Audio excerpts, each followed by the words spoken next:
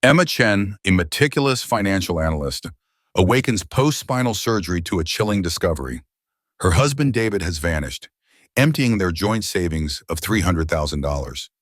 As she grapples with betrayal from her hospital bed, clues unravel: David's affair with Vanessa, his planned escape to Bali, and a hidden notebook exposing his fraud.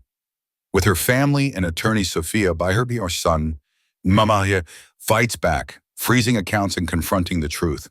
But Vanessa's call hints at deeper deception. Will Emma reclaim her stolen future, or does David's scheme hold more secrets? The stakes are high and time is running out. If Emma's gripping journey resonated with you, join our community. Subscribe to our channel for more compelling stories that unravel human drama. Share where you're tuning in from, and don't miss tomorrow's special tale. Click now to stay connected and support our storytelling mission. The steady beep of this heart monitor mirrored the frantic thudding in my chest, each pulse syncing with the panic rising inside me. I stared at my phone, its screen a harsh glare in the sterile hospital room, the banking app displaying a balance that felt like a slap: zero. My vision wavered, blurred by medication and disbelief. This couldn't be right. Our joint savings account, the one we'd painstakingly built for our dream home, our safety net, our future, lay barren. Every dollar, gone. I dialed David's number, my fingers trembling, but his silence screamed louder than any answer could, each call unanswered, deepening my dread. 3 days earlier, I'd undergone spinal surgery, a high-stakes procedure to tame the chronic pain that had defined my life for years. The promise of relief, but the recovery stretched ahead, a long, agonizing road.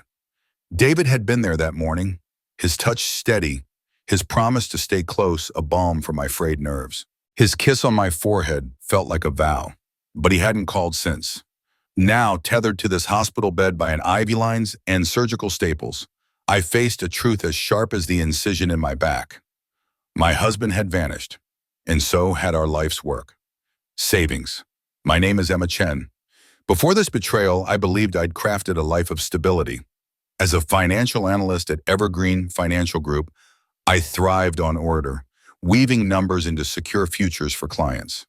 5 years married to David, a marketing executive whose charm could win over anyone, I thought we were invincible.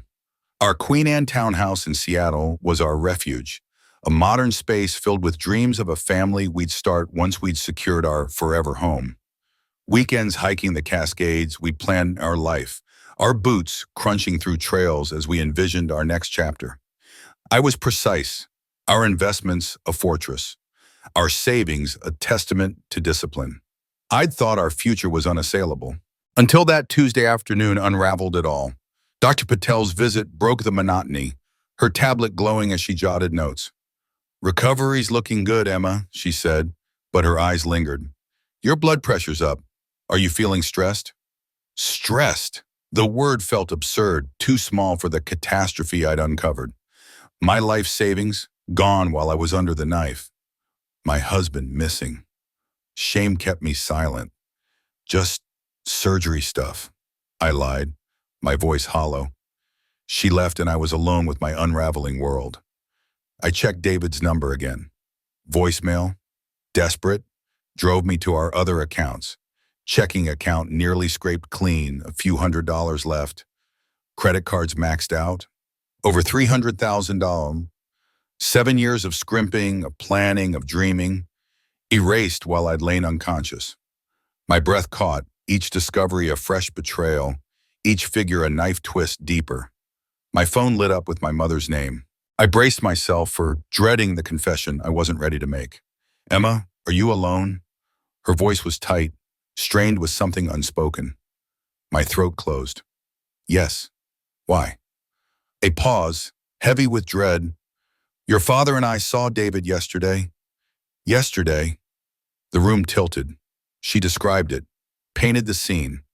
My parents at Emerald Bay Restaurant, celebrating my dad's retirement, only to see David in a corner booth, not alone, with a woman, their laughter intimate, his hand kissing hers, unaware of my parents' shocked stares. "We confronted him," my mom said, her voice cracking with indignation. He wasn't ashamed, Emma. Called her Vanessa, a colleague. But their closeness, Vanessa, the name seared into me. From David's Christmas party, she, her, tall, magnetic, her laughter orbiting his words, a new team member, he had said, someone he mentored. I'd trusted him blindly. Now.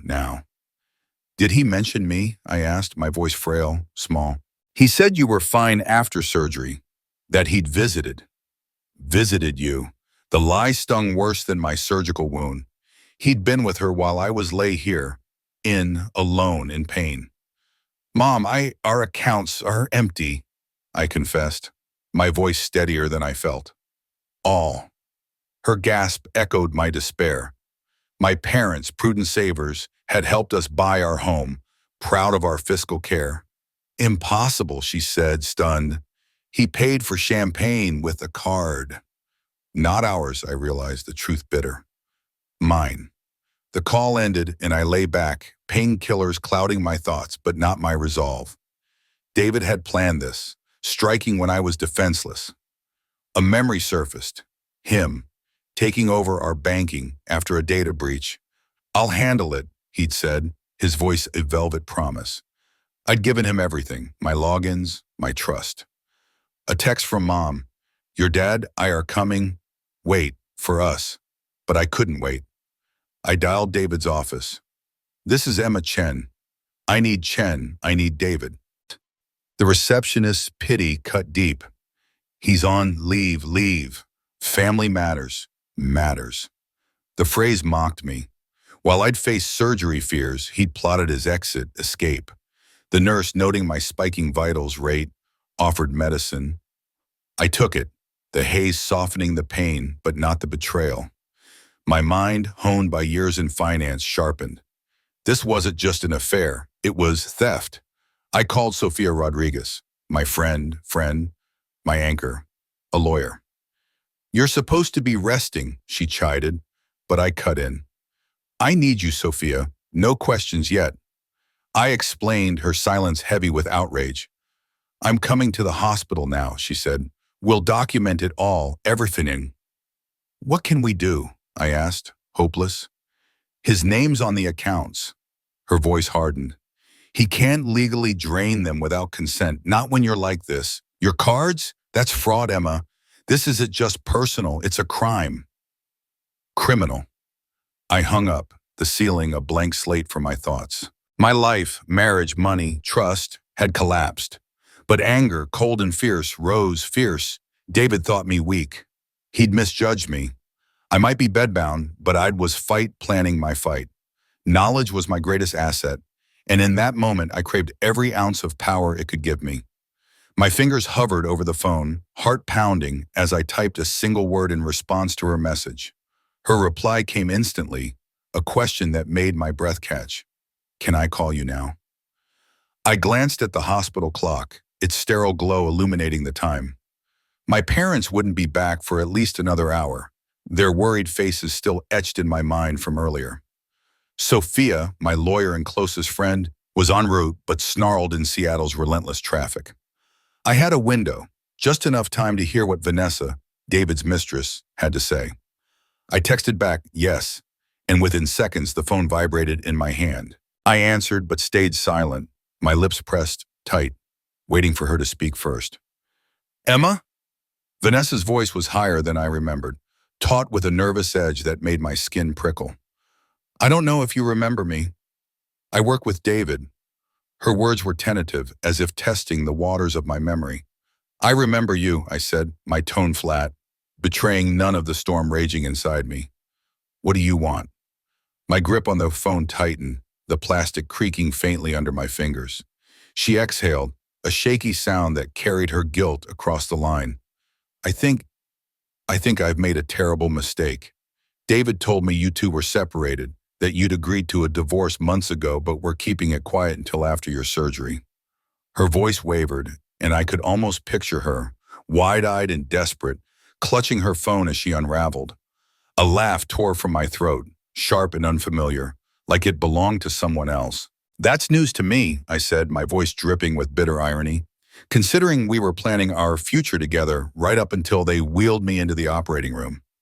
The memory of those moments, David's hand in mine, his promises of a fresh start after my recovery, felt like a knife twisting in my chest. "Oh God," Vanessa whispered, her voice breaking. "I'm so sorry. I swear I didn't know. He said you'd already divided your assets, that you'd agreed he could take his share." My grip on the phone tightened until my knuckles ached. "His share?" I spat. "Vanessa, his share is in everything we owned." The words burned as they left my mouth, each one laced with the betrayal that had gutted me. "I know that now," she said, her voice catching on a sob. "That's why I'm calling. Last night he was celebrating, drinking too much, talking about a fresh start, how we could go anywhere, do anything. When I asked about money, he showed me his bank app. Emma, the deposits, it was so much money. I questioned him, and he got angry, said you owed him for wasting years of his life." The heart monitor beside me began beeping faster, its rhythm mirroring the frantic pace of my pulse. A nurse peeked in, her brow furrowed, but I waved her away with a trembling hand. "Where is he now?" I asked, my voice low and dangerous. "I don't know," Vanessa admitted. "We fought when I realized what he'd done. He stormed out. But Emma, there's something else you need to know." She paused, and I braced myself, my entire body tensing. Before he left, he was booking flights to Bali, one-way tickets. The final piece of the puzzle snapped into place, and the room seemed to tilt around me. David wasn't just stealing our money, he was planning to vanish, to flee to a place where extradition was a pipe dream, where our life savings would be untouchable. My mind raced, calculating the implications, the legal barriers, the sheer audacity of his plan. "Why are you telling me this?" I asked, suspicion sharpening my words. "Why would she, his accomplice, turn on him now?" Her voice hardened, a sudden steel cutting through her earlier panic. "Because I'm not going to be collateral damage in his scheme. He lied to me, used me, and I'm guessing I'm not the first. You don't deserve what he's doing to you, and I don't want any part of it." The line went dead, and I sank back against the pillows, my mind spinning. David was planning to flee the country. The timeline had just accelerated, and I was still tethered to this hospital bed, my body recovering from a surgery that was supposed to mark a new beginning. But I wasn't helpless. I picked up my phone again, my fingers steady despite the chaos in my heart, and dialed my cousin Jessica, who worked at First Pacific Credit Union. "Jess," I said when she answered, my voice firm, "I need an enormous favor." By the time my parents arrived, their faces a mix of worry and barely contained fury. I had already set several plans in motion. My mother's eyes were red-rimmed, her hands trembling as she reached for mine. My father, usually a pillar of calm, paced the room, his jaw tight. Sophia burst in minutes later, her laptop tucked under her arm, her expression shifting from concern to professional focus as she took in the scene. "Emma, what's going on?" my father demanded, his voice fraying at the edges. "Your mother told me about the accounts, but surely there's some mistake." I shook my head, the weight of the truth settling over me. "No mistake, Dad. David emptied everything while I was in surgery. And according to his mistress, who just called me, he's planning to leave the country." My mother gasped, her hand tightening around mine, her protective instincts flaring. "Oh, Emma," she whispered, her voice thick with grief and anger. Sophia opened her laptop, her movements brisk and purposeful. "I've already started drafting emergency documents," she said. "We need to file for an immediate freeze on all accounts in a temporary restraining order to stop him from leaving the country." My father's face darkened, his hands clenching into fists. "I'll call Detective Reyes," he said, pulling out his phone. "So he still owes me a favor from that charity fundraiser." As they rallied around me, a strange calm settled over my chest, replacing the initial shock with a steely resolve. David had betrayed me in every way imaginable, emotionally, financially, and with a cruelty that struck when I was at my most vulnerable. He'd timed his attack perfectly, assuming I'd be too weak to fight back. But he'd miscalculated. He'd forgotten who I was. I analyzed risk for a living, mapping out financial strategies 5 moves ahead. He'd forgotten that I wasn't alone, that I had a family and friends who would stand by me. Most critically, he'd underestimated my resilience, my ability to rise from the ashes of his betrayal. As my parents and Sophia strategized, my phone pinged with a message from Jessica. Emergency hold placed on all outgoing international transfers from your accounts. Manager approved based on suspected fraud. Police report number needed within 24 hours to maintain hold. I showed the message to Sophia, who nodded, her eyes glinting with approval. Good. That buys us time. My father was already on the phone with Detective Reyes, his voice low and urgent. My mother sat beside me, her hand gripping mine, her eyes fierce with a mother's protective rage. We'll fix this, she promised, her voice trembling but resolute. He won't get away with it. I squeezed her hand, drawing strength from her unwavering conviction. I know, I said, and for the first time since I'd seen the zero balance in our accounts, I believed it. The surgery that was supposed to end years of chronic pain had left me temporarily fragile, but it had also given me something unexpected. Clarity. David's betrayal was a wound deeper than any scalpel could cut, but unlike my physical condition, this was a fight I could win. As the medication tugged me towards sleep, I made a silent vow. When this was over, David would regret ever thinking he could break me. I would emerge stronger, fiercer, and more unstoppable than he could ever imagine. In trying to destroy me, he had inadvertently set me free. I woke to the gentle pressure of Sophia's hand on my shoulder, her face a mix of concern and determination.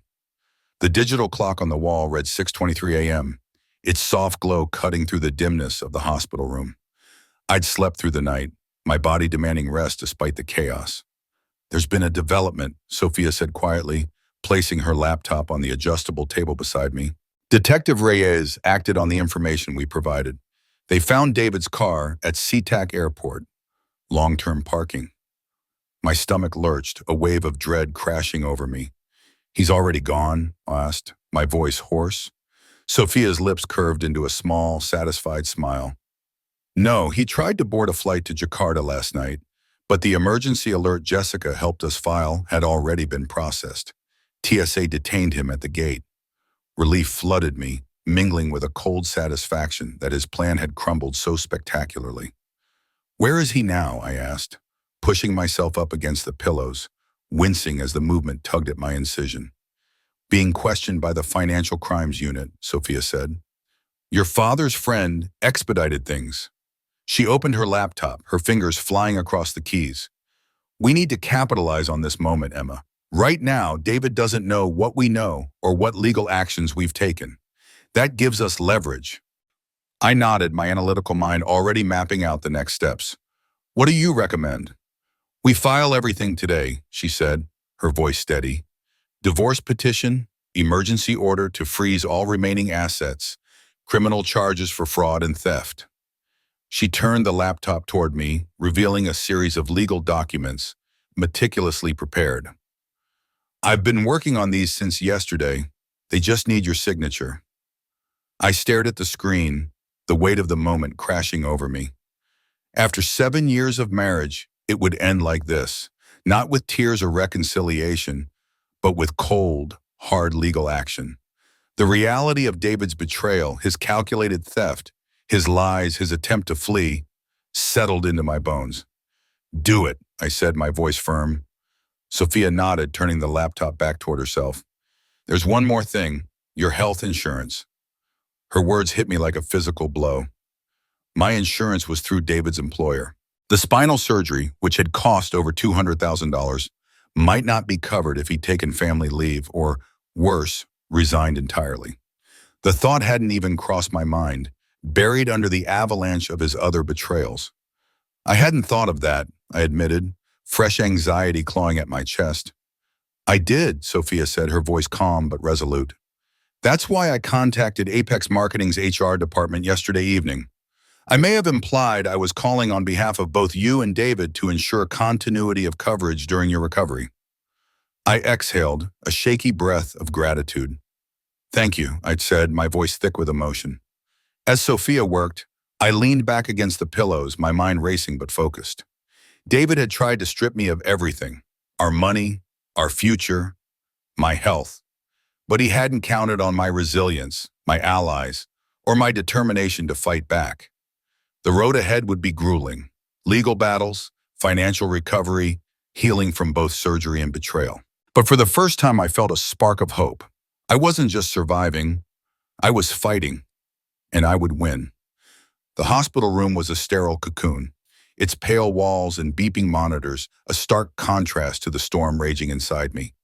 The insurance coordinator, Sophia, sat by my bed, her voice steady but laced with urgency as she explained the situation. Your procedure was pre-authorized and fully processed before any changes at David's employment status, she said, her eyes meeting mine with a mix of professionalism and empathy. They can't retroactively deny the claim. She paused, her fingers hovering over her laptop. But moving forward, Emma, we need to get you on your own insurance plan as soon as possible. We can't risk any gaps in coverage. I let out a slow, shaky breath, the weight of her words settling into my bones. Thank you, I murmured, my voice barely above a whisper. The relief was fleeting, overshadowed by the gnawing betrayal that had taken root in my chest. Before I could say more, a soft knock at the door broke the moment. My mother stepped inside, her small frame carrying a duffel bag that seemed to weigh more than she did. Her face, usually so composed, was etched with worry, her eyes shadowed with exhaustion. I brought you some things from home, she said, setting the bag on the chair beside my bed. Fresh clothes, your toiletry kit, your tablet. Her voice faltered as she added, I had to use my key. The locks. They've been changed. The words hit me like a punch to the gut. I blinked, trying to process the new layer of David's deception. He changed the locks on our house, Wupcom? My voice cracked, disbelief and anger warring within me. My mother nodded, her lips pressed into a thin, grim line. When your father and I arrived, the security code didn't work either. We had to call the property management company.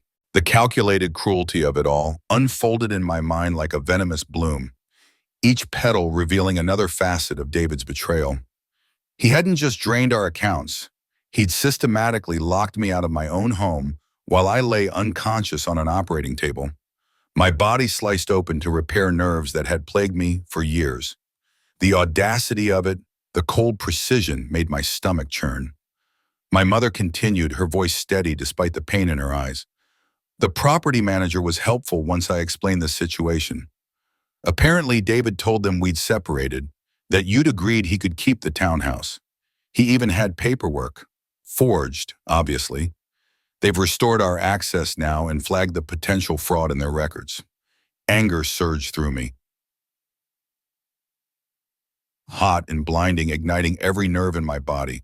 This wasn't a spur-of-the-moment betrayal, a fleeting lapse in judgment. This was meticulous, deliberate, a plan executed with surgical precision while I was at my most vulnerable. David had used my surgery as a smokescreen, dismantling our life together with the same care he'd once shown in choosing the perfect anniversary gift. The thought made me want to scream, to tear apart the sterile calm of the hospital room. Dr. Patel chose that moment to enter, her clipboard a familiar shield against the chaos of the room.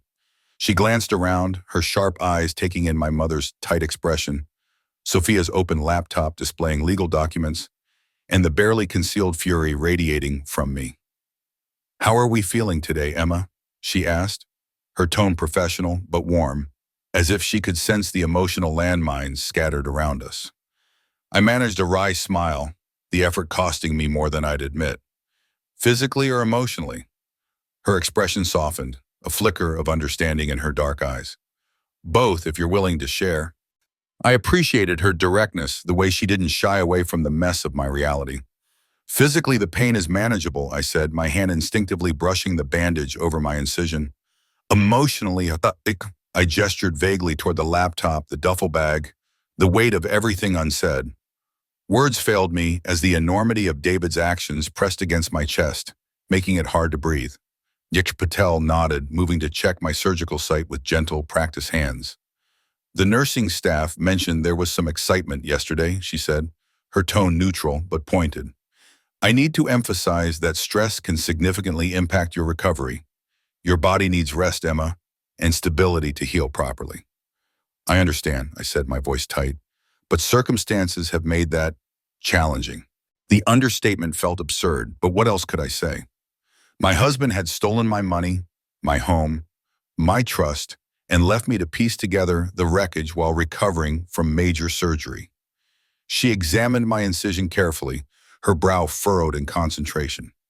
The surgery went exceptionally well, she said finally, stepping back. The nerve decompression was successful, and I'm confident you'll feel significant pain relief once you've healed. But that healing requires care.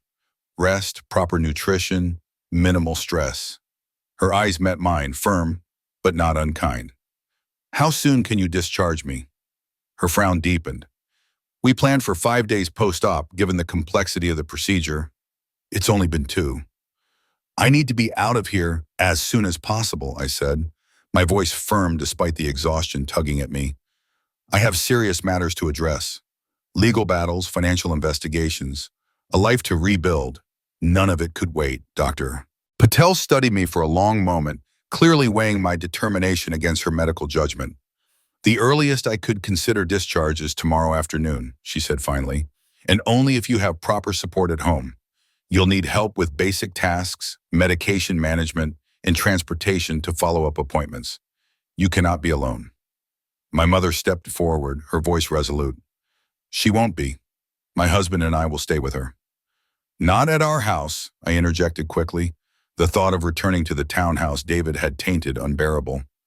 It's complicated. My mother nodded, unfazed. She'll come to our house in Bellevue. We have a ground-floor guest room, no stairs to navigate. Dr. Patel made notes on her clipboard, her pen scratching softly in the quiet room. I'll adjust your discharge plan and home care instructions. I want to see you in my office next week. No exceptions. Her expression softened slightly as she added, whatever you're dealing with, Emma, your health has to come first. This surgery was necessary to prevent permanent nerve damage. Don't jeopardize its success. After she left, Sophia closed her laptop with a decisive snap. She's right, Emma. David's in custody for now, and the financial holds are in place. Taking one more day to focus on your recovery won't change the legal situation. I sighed, the fight draining out of me as the wisdom of her words sank in. Fine, one more day. My mother squeezed my hand, her touch warm and grounding. Good. Now there's something else we need to discuss. She pulled out her phone, scrolling with purpose. Your brother Marcus has been trying to you. He's worried. Marcus, my younger brother, the one who'd never warmed to David, who'd seen through the charm to the cracks beneath, cracks I'd ignored, dismissing his warnings as overprotective skepticism. I'd defended David even when Marcus pointed out inconsistencies in his stories, the small lies I'd brushed off as misunderstandings. The memory of those conversations stung now, a sharp reminder of my own blindness. Does he know? I asked, my voice barely audible. Not everything, my mother replied. Just that you're in the hospital and that there are marital issues. He wants to come see you. I closed my eyes, picturing Marcus's earnest face, his quiet intensity. He worked for a software company in Portland, a 3-hour drive from Seattle. Coming here meant taking time off, rearranging his life for me. Tell him not yet, I said. Let me get discharged first. I'll call him tonight. My mother nodded, typing a quick response as a nurse entered with my morning medications and breakfast tray. The hospital's rhythm marched on. Vitals checked, meals delivered, shifts changed, oblivious to the chaos of my personal life. There was a strange comfort in that, a reminder that the world kept turning, no matter how shattered my own felt. After swallowing my pills, I turned to Sophia, my mind shifting to the next battle. What's likely to happen with David now? She leaned back, slipping into her professional mode with ease. He's facing potential charges, financial fraud, identity theft, possibly grand larceny, depending on how the prosecutor frames it. The evidence is strong. The timing of the withdrawals during your surgery, the flight booking, the changed locks, the forged documents for the property management company. It shows clear intent. Will they keep him in custody, I asked, clinging to the small hope that he'd face immediate consequences. That depends, Sophia said, her tone measured. The prosecutor will likely request remand without bail, given the flight risk he presents. But if he has a good attorney, they might push for house arrest with an ankle monitor. She paused, a faint smile tugging at her lips. Either way, he's not going to Bali anytime soon. The thought brought a flicker of satisfaction, though it did little to ease the ache in my chest.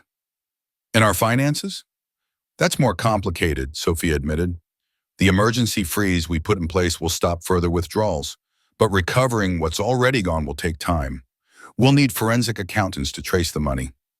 She hesitated, then added, Vanessa might know something. You said she saw his banking app, that he was boasting about the money.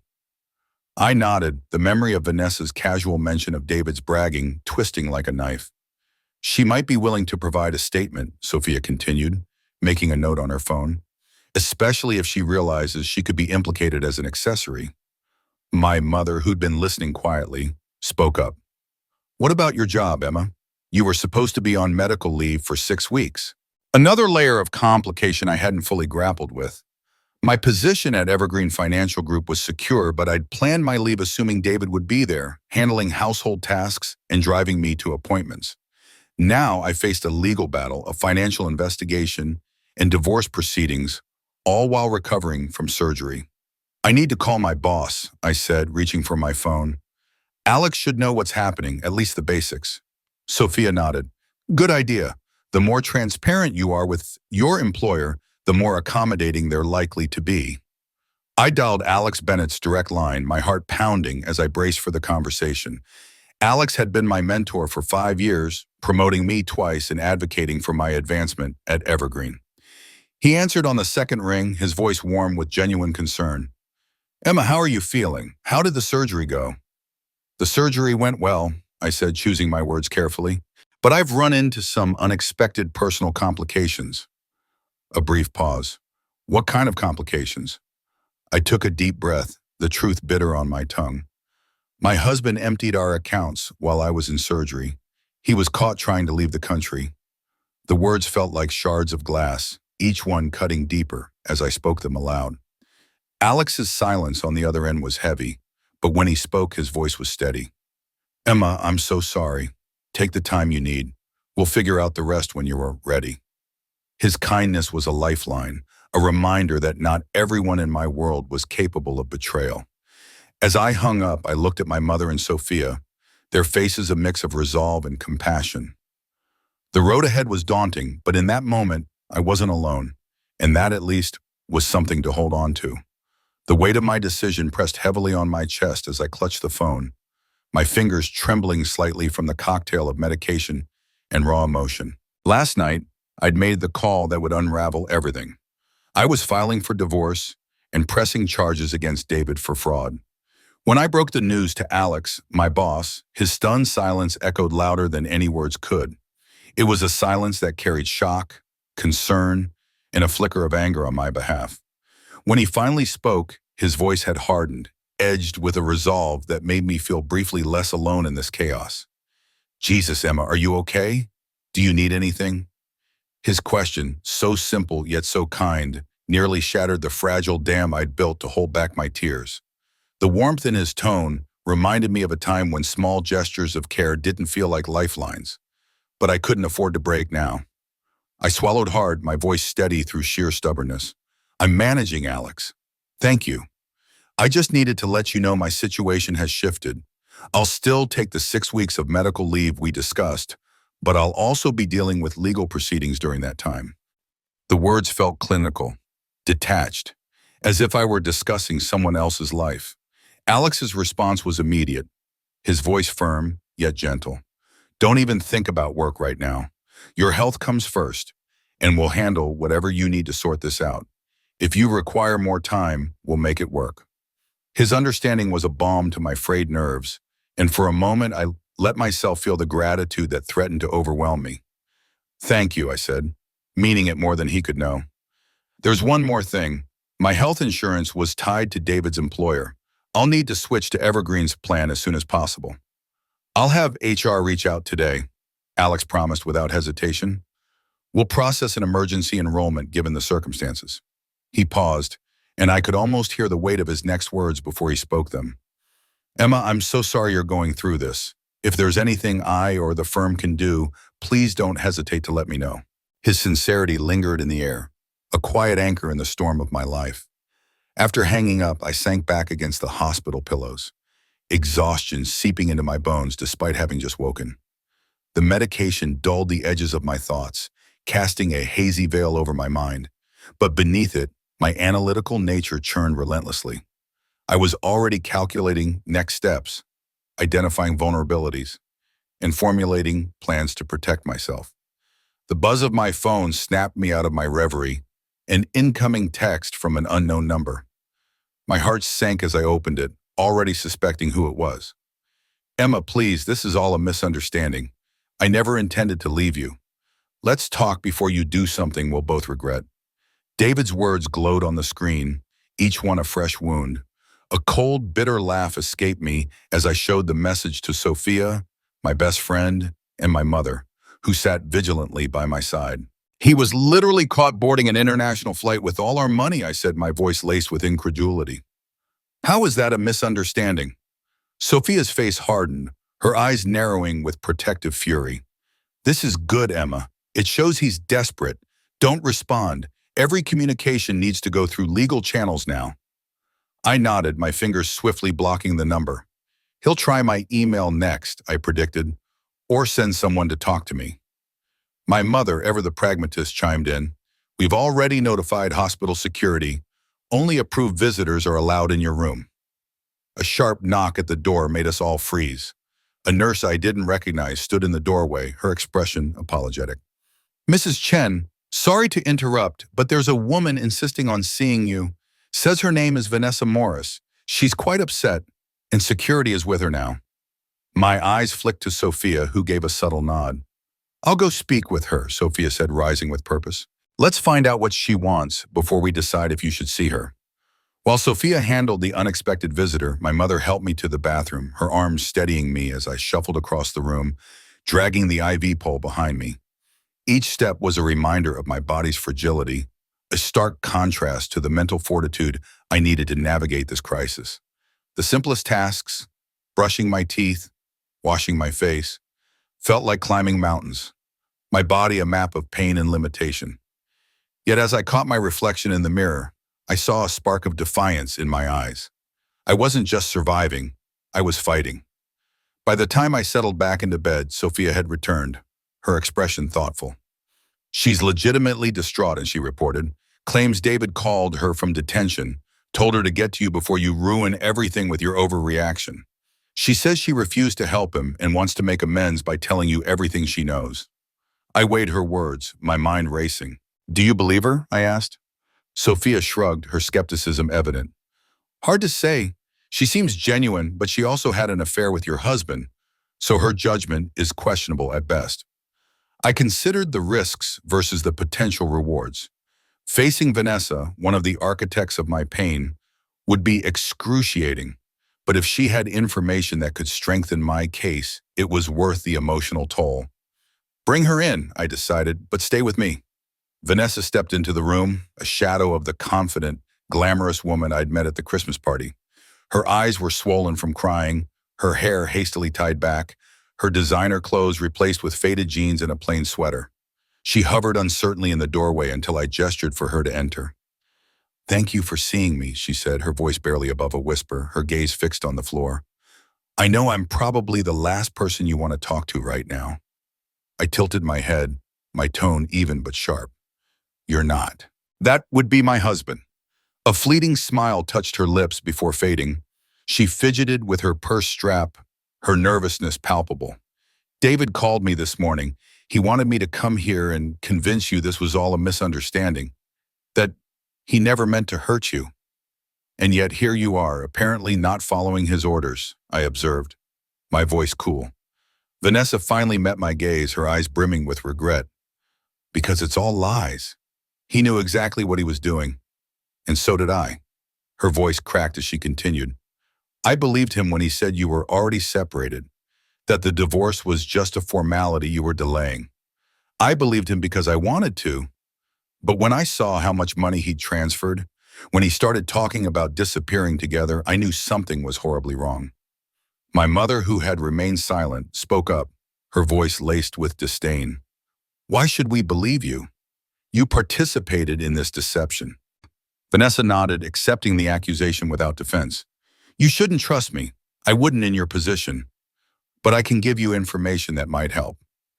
She reached into her purse and pulled out a small notebook, holding it out hesitantly. David keeps records of everything, accounts, passwords, contacts. He's meticulous. Always said you can't trust digital records. That paper can't be hacked.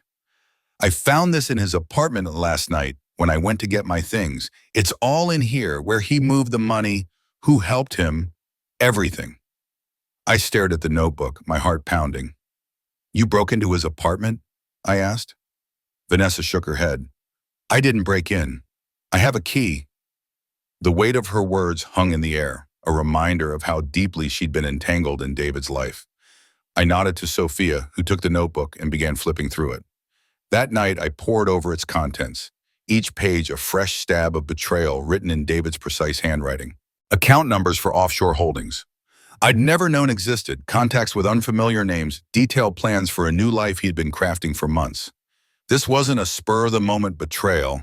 It was a calculated, meticulous scheme, executed with the same precision that had once made me admire him.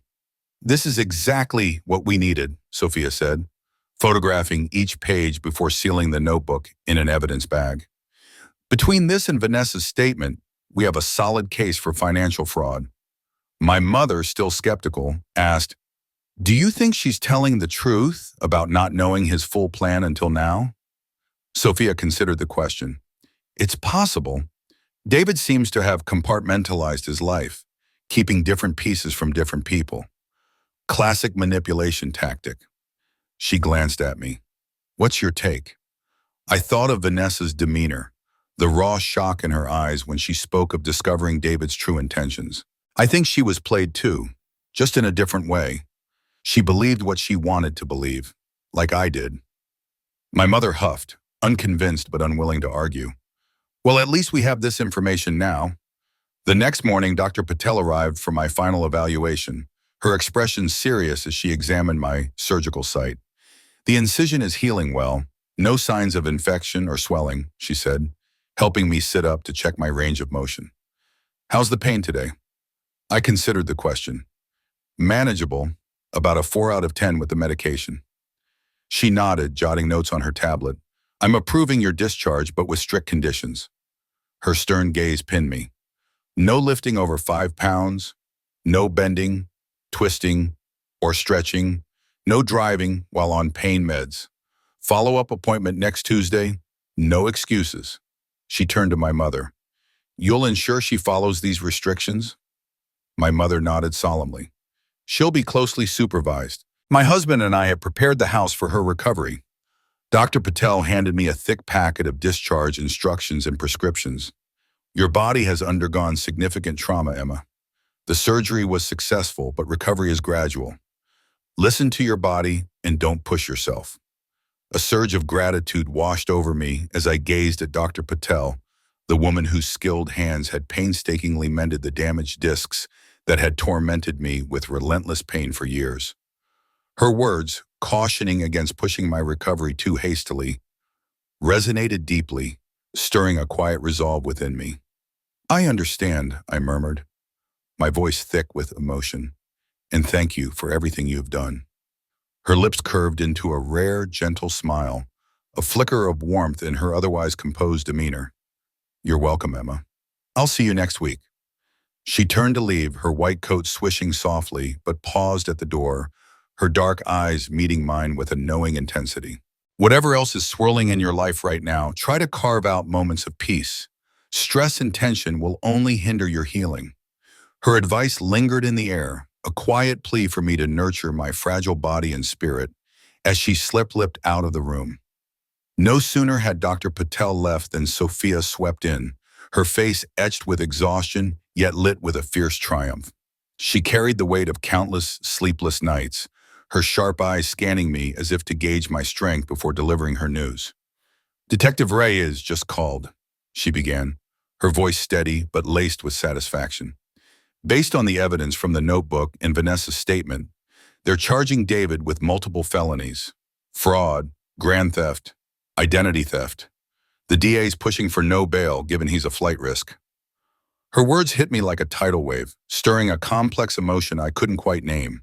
It wasn't satisfaction, not exactly, but something adjacent, a bittersweet blend of relief and raw, unresolved hurt. David, the man I'd once trusted with my heart, now stood exposed as a predator, his carefully crafted facade crumbling under the weight of his crimes. "When's the arraignment?" I asked, my voice steadier than I felt. Sophia's brow furrowed slightly. "Tomorrow morning, but you don't need to be there. Given your condition, I strongly advise against it." My mother, hovering nearby, chimed in, her voice soft but firm. "Emma, honey, you're being discharged today. You need rest, not the stress of a courtroom." Her concern wrapped around me like a warm blanket, but I shook my head, a stubborn spark igniting within me. "I won't rest anyway," I countered, my gaze locking with Sophia's. Not knowing what's happening, imagining what he's saying, how he's twisting this. I need to be there. I need to look him in the eye. The room fell silent, the weight of my determination palpable. Sophia and my mother exchanged a glance, their worry mirrored in each other's eyes, but Sophia sighed, recognizing the fire in my resolve. "If you're absolutely set on this, we'll make it work. Your father can drive us, and we'll get you a wheelchair to minimize the strain." Her concession felt like a small victory, though the ache in my spine reminded me of the battle my body was still fighting. By noon, I was officially discharged, the hospital wheelchair gliding smoothly toward my father's waiting SUV. The world outside the sterile hospital walls felt disorientingly vibrant, the sunlight too bright, the air too crisp. Medication dulled the edges of my pain, but it also cloaked my thoughts in a hazy fog. I vaguely registered my father's careful navigation, his hands steady on the wheel as he eased over speed bumps and rounded corners with deliberate gentleness, mindful of my tender spine. In the front seat, my parents' quiet conversation hummed like a soothing lullaby, their voices blending with the soft hum of the engine. The landscape shifted as we crossed Lake Washington, the water shimmering under the midday sun, a fleeting reminder of a world that continued to turn despite the chaos of my own. My parents had transformed their ground floor guest room into a sanctuary tailored for my recovery. An adjustable hospital bed dominated the space, flanked by a nightstand neatly arranged with my medications, a glass of water, and a small bell to summon help if needed. A compact refrigerator hummed softly in the corner, stocked with healthy snacks to keep my strength up. The sliding glass door opened onto their garden patio, inviting fresh air and dappled sunlight to filter into the room, softening its clinical edges. My mother fussed over me as I settled onto the bed, her hands gentle but purposeful. "We want you to be comfortable," she said, her voice trembling with unspoken emotion. "Your father even installed grab bars in the bathroom." The thoughtfulness of their preparations pierced through the numbness that had settled over me, and tears prickled at the corners of my eyes, the first I'd allowed myself since this nightmare began. "Thank you," I whispered, my voice cracking under the weight of my gratitude, my fear, my uncertainty. The surgery, David's betrayal, the murky future stretching before me, it all crashed over me at once, threatening to pull me under. My mother sat beside me, her hand enveloping mine, her touch an anchor in the storm. "You're going to get through this, Emma, all of it. You're stronger than you know." Her words were a lifeline, but I managed only a weak smile. "Right now, I don't feel very strong." From the doorway, my father's voice rumbled, steady and resolute. "That's why we're here, to be strong for you until you find your footing again." His words wrapped around me like armor, and for the first time that day, I felt a flicker of hope. That afternoon, I surrendered to the deep, dreamless sleep my body demanded, the stress and activity of discharge draining me completely. When I woke, the room was bathed in the soft glow of evening, shadows stretching long across the floor. My brother Marcus sat in the armchair nearby, his face illuminated by the blue light of his phone. "Hey, sleeping beauty," he teased, noticing me stir, his familiar grin easing the tension in my chest. "About time you rejoined the living." Despite everything, I smiled, comforted by his playful tone. "When did you get here?" I asked, my voice groggy. "About an hour ago," he replied, setting his phone aside. "Drove up as soon as I finished a project deadline." His expression sobered, and he leaned forward, his elbows resting on his knees. Mom filled me in. "I always knew David was a smooth-talking fraud. But this?" He shook his head, his jaw tightening. "I should have pushed harder when I saw the red flags." It wouldn't have mattered, I said quietly, the truth settling heavily between us. I was completely taken in. I wouldn't have listened to anyone. Marcus nodded, accepting my words with a quiet understanding. So what's the plan for tomorrow? Mom mentioned something about court. I met his gaze, my resolve hardening. David's arraignment. I need to be there. His frown deepened, concern etching lines across his forehead. You sure that's a good idea? You're 4 days post-op from major surgery. I'm sure, I said firmly, leaving no room for argument. Marcus studied me for a long moment, then nodded. All right then, I'll be there too. If we're doing this, we're doing it as a family. Morning arrived with a flurry of careful activity. My father helped me shower and dress, a humbling experience that underscored my newfound dependence. Every movement was a reminder of my fragility, yet his steady presence made it bearable. Sophia arrived early, a cushion designed to support my spine during car rides tucked under her arm. The arraignment's at 10 a.m., she explained as we made our way to my father's SUV. It should be quick. The judge will read the charges, ask for a plea, and decide on bail. Given the evidence and David's flight risk, I expect they'll deny bail or set it sky high.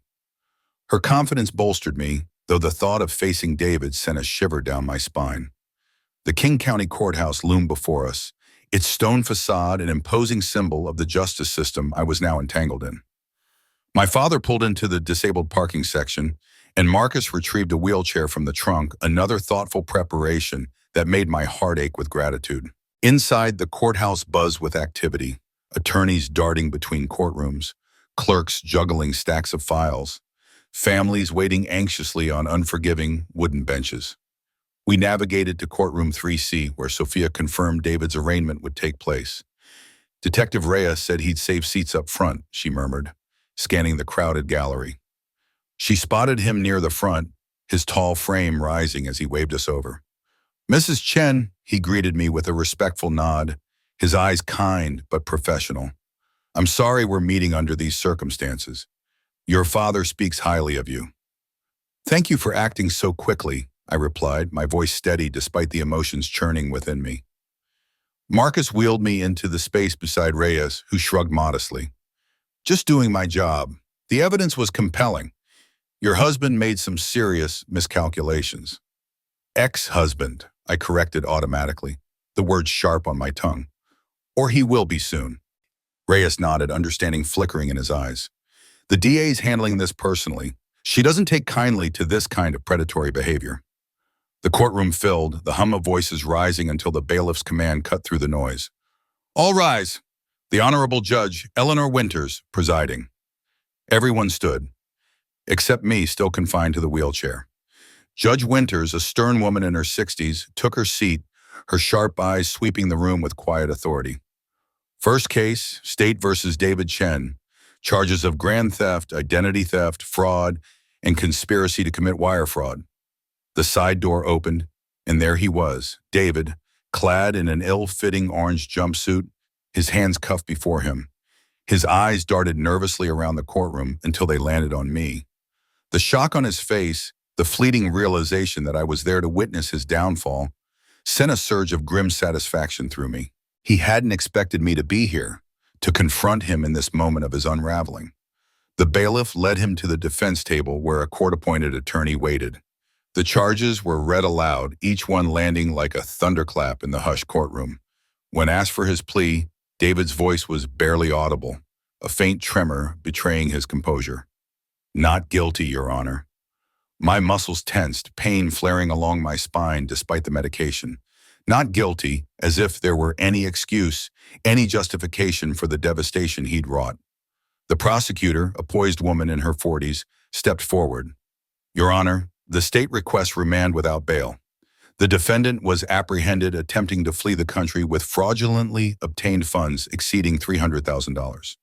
He represents an extreme flight risk. David's attorney offered weak counter-arguments, community ties, no prior record, but Judge Winters remained unmoved. Bail is denied. The defendant will remain in custody pending trial. Her gavel fell with a sharp crack, sealing his fate. Next case. As David was led away, he turned to look at me one last time. I met his gaze unflinchingly, refusing to let him see the pain, the betrayal, the vulnerability he'd exploited. This silent exchange was what I'd needed, to see him stripped bare, his charm rendered impotent, his lies laid bare, to let him know that despite his efforts to shatter me, I was still here, still fighting, even if only in spirit. Outside, surrounded by my family, I felt an unexpected lightness, a fragile reprieve from the physical and emotional pain that clung to me. "What happens now?" I asked Sophia as Marcus helped me back into the wheelchair. She adjusted her glasses, her voice calm but resolute. "Now we focus on two tracks, criminal and civil. The criminal case will move through the system, likely taking months to reach trial. But with the evidence we have, I wouldn't be surprised if the DA offers a plea deal to avoid a prolonged fight." Her words marked the beginning of a long journey, but for the first time I felt ready to face it, buoyed by the unwavering support of those around me. The divorce proceedings hung over me like a storm cloud, heavy with the promise of financial recovery and the bitter sting of betrayal.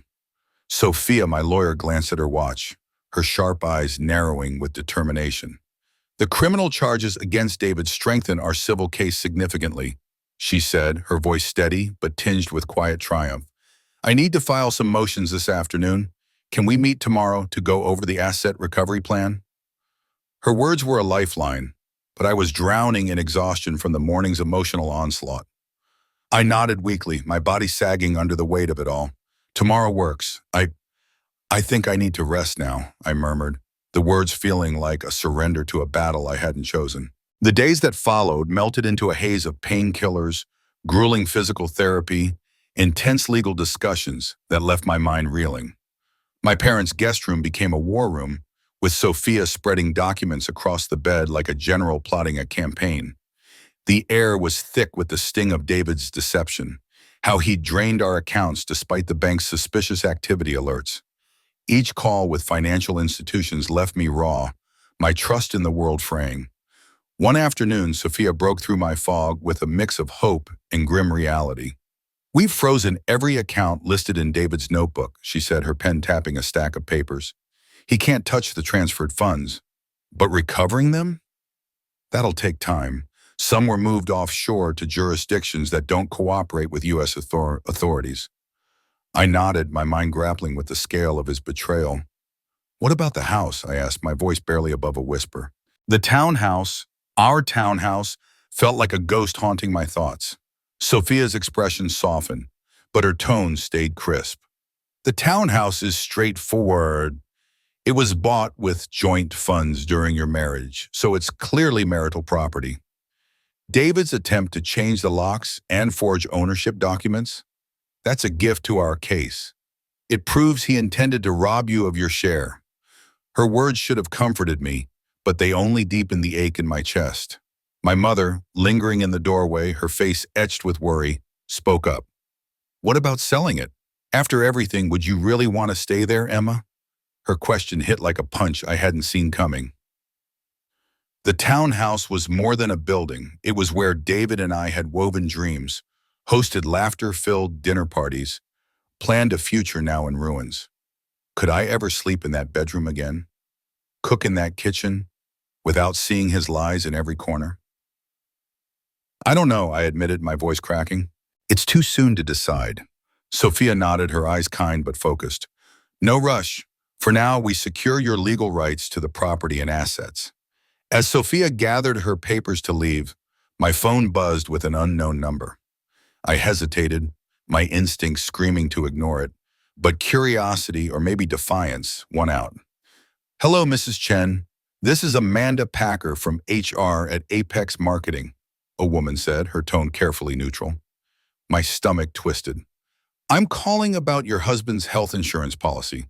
I understand you're recovering from a recent procedure covered under our plan. Despite Mr. Chen's situation, we've decided to maintain your coverage through the end of the month to ensure your care continues." Relief flooded me, warm and unexpected. "Thank you," I said, my voice thick with gratitude. "That's incredibly kind." There was a pause, then Amanda's voice softened. "Mrs. Chen, I hope it's okay to say this, but we were all shocked when we heard what happened. David always spoke so highly of you, showed your photos at company events. No one had any idea he was..." She faltered, searching for a polite way to describe the man who'd led a double life, leaving me to pick up the pieces. Living a lie, I finished for her, the words bitter but freeing. Yes, she said, relieved. You have until the end of the month before the coverage ends. That should give you time to arrange something else. After hanging up, I relayed the call to Sophia and my mother. Sophia's lips pursed in approval. That's decent of them. Not required, but humane. We should enroll you in Evergreen's plan ASAP.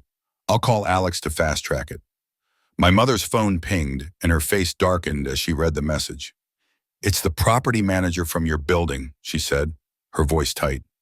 Someone tried to access your townhouse last night, a woman claiming to be house-sitting for you and David. Her name was Vanessa Morris. The name sent a jolt through me.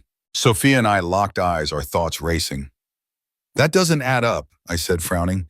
Vanessa's the one who gave us David's notebook. Why would she try to get into our house now? My mother's voice was cautious. Maybe she forgot something inside, or realized there's evidence she needs to destroy. Sophia shook her head, her expression grim. Or she's playing both sides, helping us while still tied to David. She stood, gathering her things with urgency. I'll have Detective Reyes dig into it. For now, we need the property manager to reset the security codes and report any further attempts. After Sophia left, I sat in silence, my mind spiraling. Had Vanessa's help been genuine, or was it a calculated move in David's twisted game? Was she scrambling to cover her tracks now that his charges were mounting? My mother noticed my distress, her hand resting gently on my shoulder. Don't dwell on it, Emma. Sophia and the detective will handle it. But I couldn't let it go. Can you grab my laptop? I asked, my voice firm despite the exhaustion. She hesitated, her eyes searching mine. You're supposed to be resting. It'll take a minute, I promised, though we both knew it was a lie. Reluctantly, she handed me the laptop, and I dove into years of emails and our shared digital calendar, a record of the life David and I had built. I found what I was looking for. Recurring entries labeled VM Home Consult, every other Tuesday for the past 4 months. David had brushed them off as meetings with a vendor management consultant for his company. Now the initials screamed a different truth. Vanessa Morris. He was bringing her to our home, I whispered, turning the laptop so my mother could see. While I was at work, for months. Her face hardened, her eyes blazing with a fury I rarely saw. That manipulative bastard, she spat, the words raw with the pain she felt for me. The betrayal cut deeper than I thought possible. It wasn't just the affair. I'd already grappled with that wound. It was the violation of our home, the deliberate tainting of a space I'd believed was sacred. While I poured my energy into our future, he'd been parading his mistress through our sanctuary, mocking everything we'd built. I need to go there, I said suddenly, the words spilling out before I could stop them. To the townhouse. My mother's head snapped up, her voice firm. Absolutely not. You're barely a week out of surgery. Dr. Patel was clear about limiting movement. But the need burned in me, fierce and undeniable. I can't explain it, I insisted, but I have to see it. Confront it. Otherwise, my imagination will keep torturing me. She studied me, her resolve wavering against my desperation. Let me call your father and Sophia, she said finally. We'll do this properly, with support. 2 hours later, we formed a small convoy. My father driving me in his SUV, a spine cushion cradling my fragile back, my mother trailing in her car, and Marcus, Sophia's colleague, meeting us at the townhouse after picking her up. Detective Reyes had arranged for a patrol car to stand by, given Vanessa's mysterious attempt to enter. As we pulled into the driveway of the Queen Anne townhouse, its elegant facade and neat window boxes stirred a strange dissonance. This was my home of 5 years, yet it felt foreign, like a crime scene I was intruding upon. My father's voice was gentle as he parked. You don't have to do this today, Emma. We can come back when you're stronger. I shook my head, my resolve steel. I need to see it now. The property manager had provided a new entry code, which my father punched in, his arm steadying me as we stepped inside. The entryway was exactly as I remembered. Slate gray tiles, the minimalist console table, the abstract painting we'd bought in Santa Fe. Everything was pristine, untouched. as if the life we'd built hadn't been shattered. But beneath the surface, I felt the weight of violation, the ghosts of David's lies lingering in every corner. I shuffled through the living room, my arm hooked through my father's, each step a cautious negotiation with my still healing body. The space, once so familiar, now felt like a museum of a life I no longer recognized. My eyes lingered on the details. The sleek leather sofa David had been so adamant about buying, its rich scent still faintly detectable. The smart home system he'd spent countless evenings wiring, cursing under his breath when the connections didn't sync. The wine refrigerator humming quietly in the corner, filled with bottles we'd collected for celebrations that never came. Each object seemed to mock me, props in a meticulously staged performance where I'd played both the audience and the fool. My chest tightened with a mix of nostalgia and betrayal, the weight of realization pressing down harder than the pain in my spine. "I'd like to go upstairs," I said softly, my voice steadier than I felt. My father's grip tightened slightly, and I caught the quick, worried glance he shared with my mother, who had just stepped into the room behind us, her face etched with concern. "Emma, the stairs might be too much for you right now," she said, her voice gentle but firm, like she was trying to protect me from more than just physical strain. "I can manage," I insisted, though doubt gnawed at me. Slowly. Before the tension could settle, Sophia arrived with a Marcus, her sharp eyes scanning the room and landing on me with that intuitive understanding only a lifelong friend could muster. "How about a compromise?" she offered, her tone calm but authoritative. "Let Marcus and me check upstairs first. We'll make sure nothing's out of place, and if you still want to go up, we'll help you." Her suggestion was practical, but it also carried a quiet acknowledgement of my fragility, physical and emotional. I nodded, reluctant but grateful, my pride stinging, even as I recognized the wisdom in her words. As Sophia and Marcus headed upstairs, Detective Reyes arrived, his presence professional yet heavy with purpose. He nodded to my parents before turning to me. "Mrs. Chen, we've been tracking Vanessa Morris's movements since she handed over the notebook," he said, diving straight into it. "She's visited her husband at the detention center 3 times. Once the day after she gave you the notebook, again 2 days ago, and this morning. Each visit lasted about 30 minutes. A cold dread coiled in my stomach, heavy and unyielding, like a stone sinking into dark water. My parents exchanged confused looks, their unease mirroring my own. "So she's playing both sides," my mother said, her voice sharp with indignation, as if she could will clarity into the murky situation. Rhea shrugged, his expression unreadable. "Hard to say for sure. These situations can get complicated." His words hung in the air, vague but ominous, and I felt a flicker of frustration at the ambiguity. Before we could press him further, Sophia's voice called from upstairs, urgent but controlled. "Emma, I think you should come up. After all, there's something you need to see." My heart lurched, a mix of curiosity and fear propelling me forward. With my father's steady arm on one side and the banister's cool wood under my other hand, I began the slow climb. Each step sent sharp jolts of pain through my spine, a reminder of the surgery that had left me both physically and emotionally raw. My breath came in shallow gasps, but I gritted my teeth, driven by a stubborn need to know what awaited me. At the top, Sophia stood waiting, her face grim, her eyes filled with a sympathy that made my stomach twist. "In the office," she said, gesturing down the hall. I passed the master bedroom, my heart skittering at the thought of facing it, and made my way to the small room we'd used as a home office. The door was open, revealing Marcus standing by the desk, his brow furrowed as he examined something in his hand. The room was a wreck, not the chaotic mess of a burglary, but a deliberate, methodical ransacking. Drawers hung open, their contents spilling onto the floor. File cabinet doors gaped, papers strewn like confetti. Yet the books, electronics, and decorative trinkets remained untouched, as if the intruder had known exactly what they were after. "Someone was looking for something specific," Sophia said, her voice low, pointing to the untouched shelves and the scattered financial documents. Only the files were disturbed. Marcus held up a small key, its metallic glint catching the light. "Found this taped under the desk drawer," he said. "Looks like it might fit a safe deposit box." I stared at the key, a flood of memories rushing back. David and I at the bank, signing paperwork for a safe deposit box at First Pacific Credit Union. It does, I said, my voice hollow. We have one for important documents, some jewelry, my grandmother's silver. The words felt distant, as if I were reciting someone else's life. Detective Reyes, who had followed us upstairs, pulled out his notebook. "When was the last time you accessed it?" he asked, his pen poised. I thought back, the effort of remembering almost painful. Maybe 6 months ago. We put our passports in there after our trip to Vancouver. "I'll contact the bank immediately," Reyes said, his tone brisk.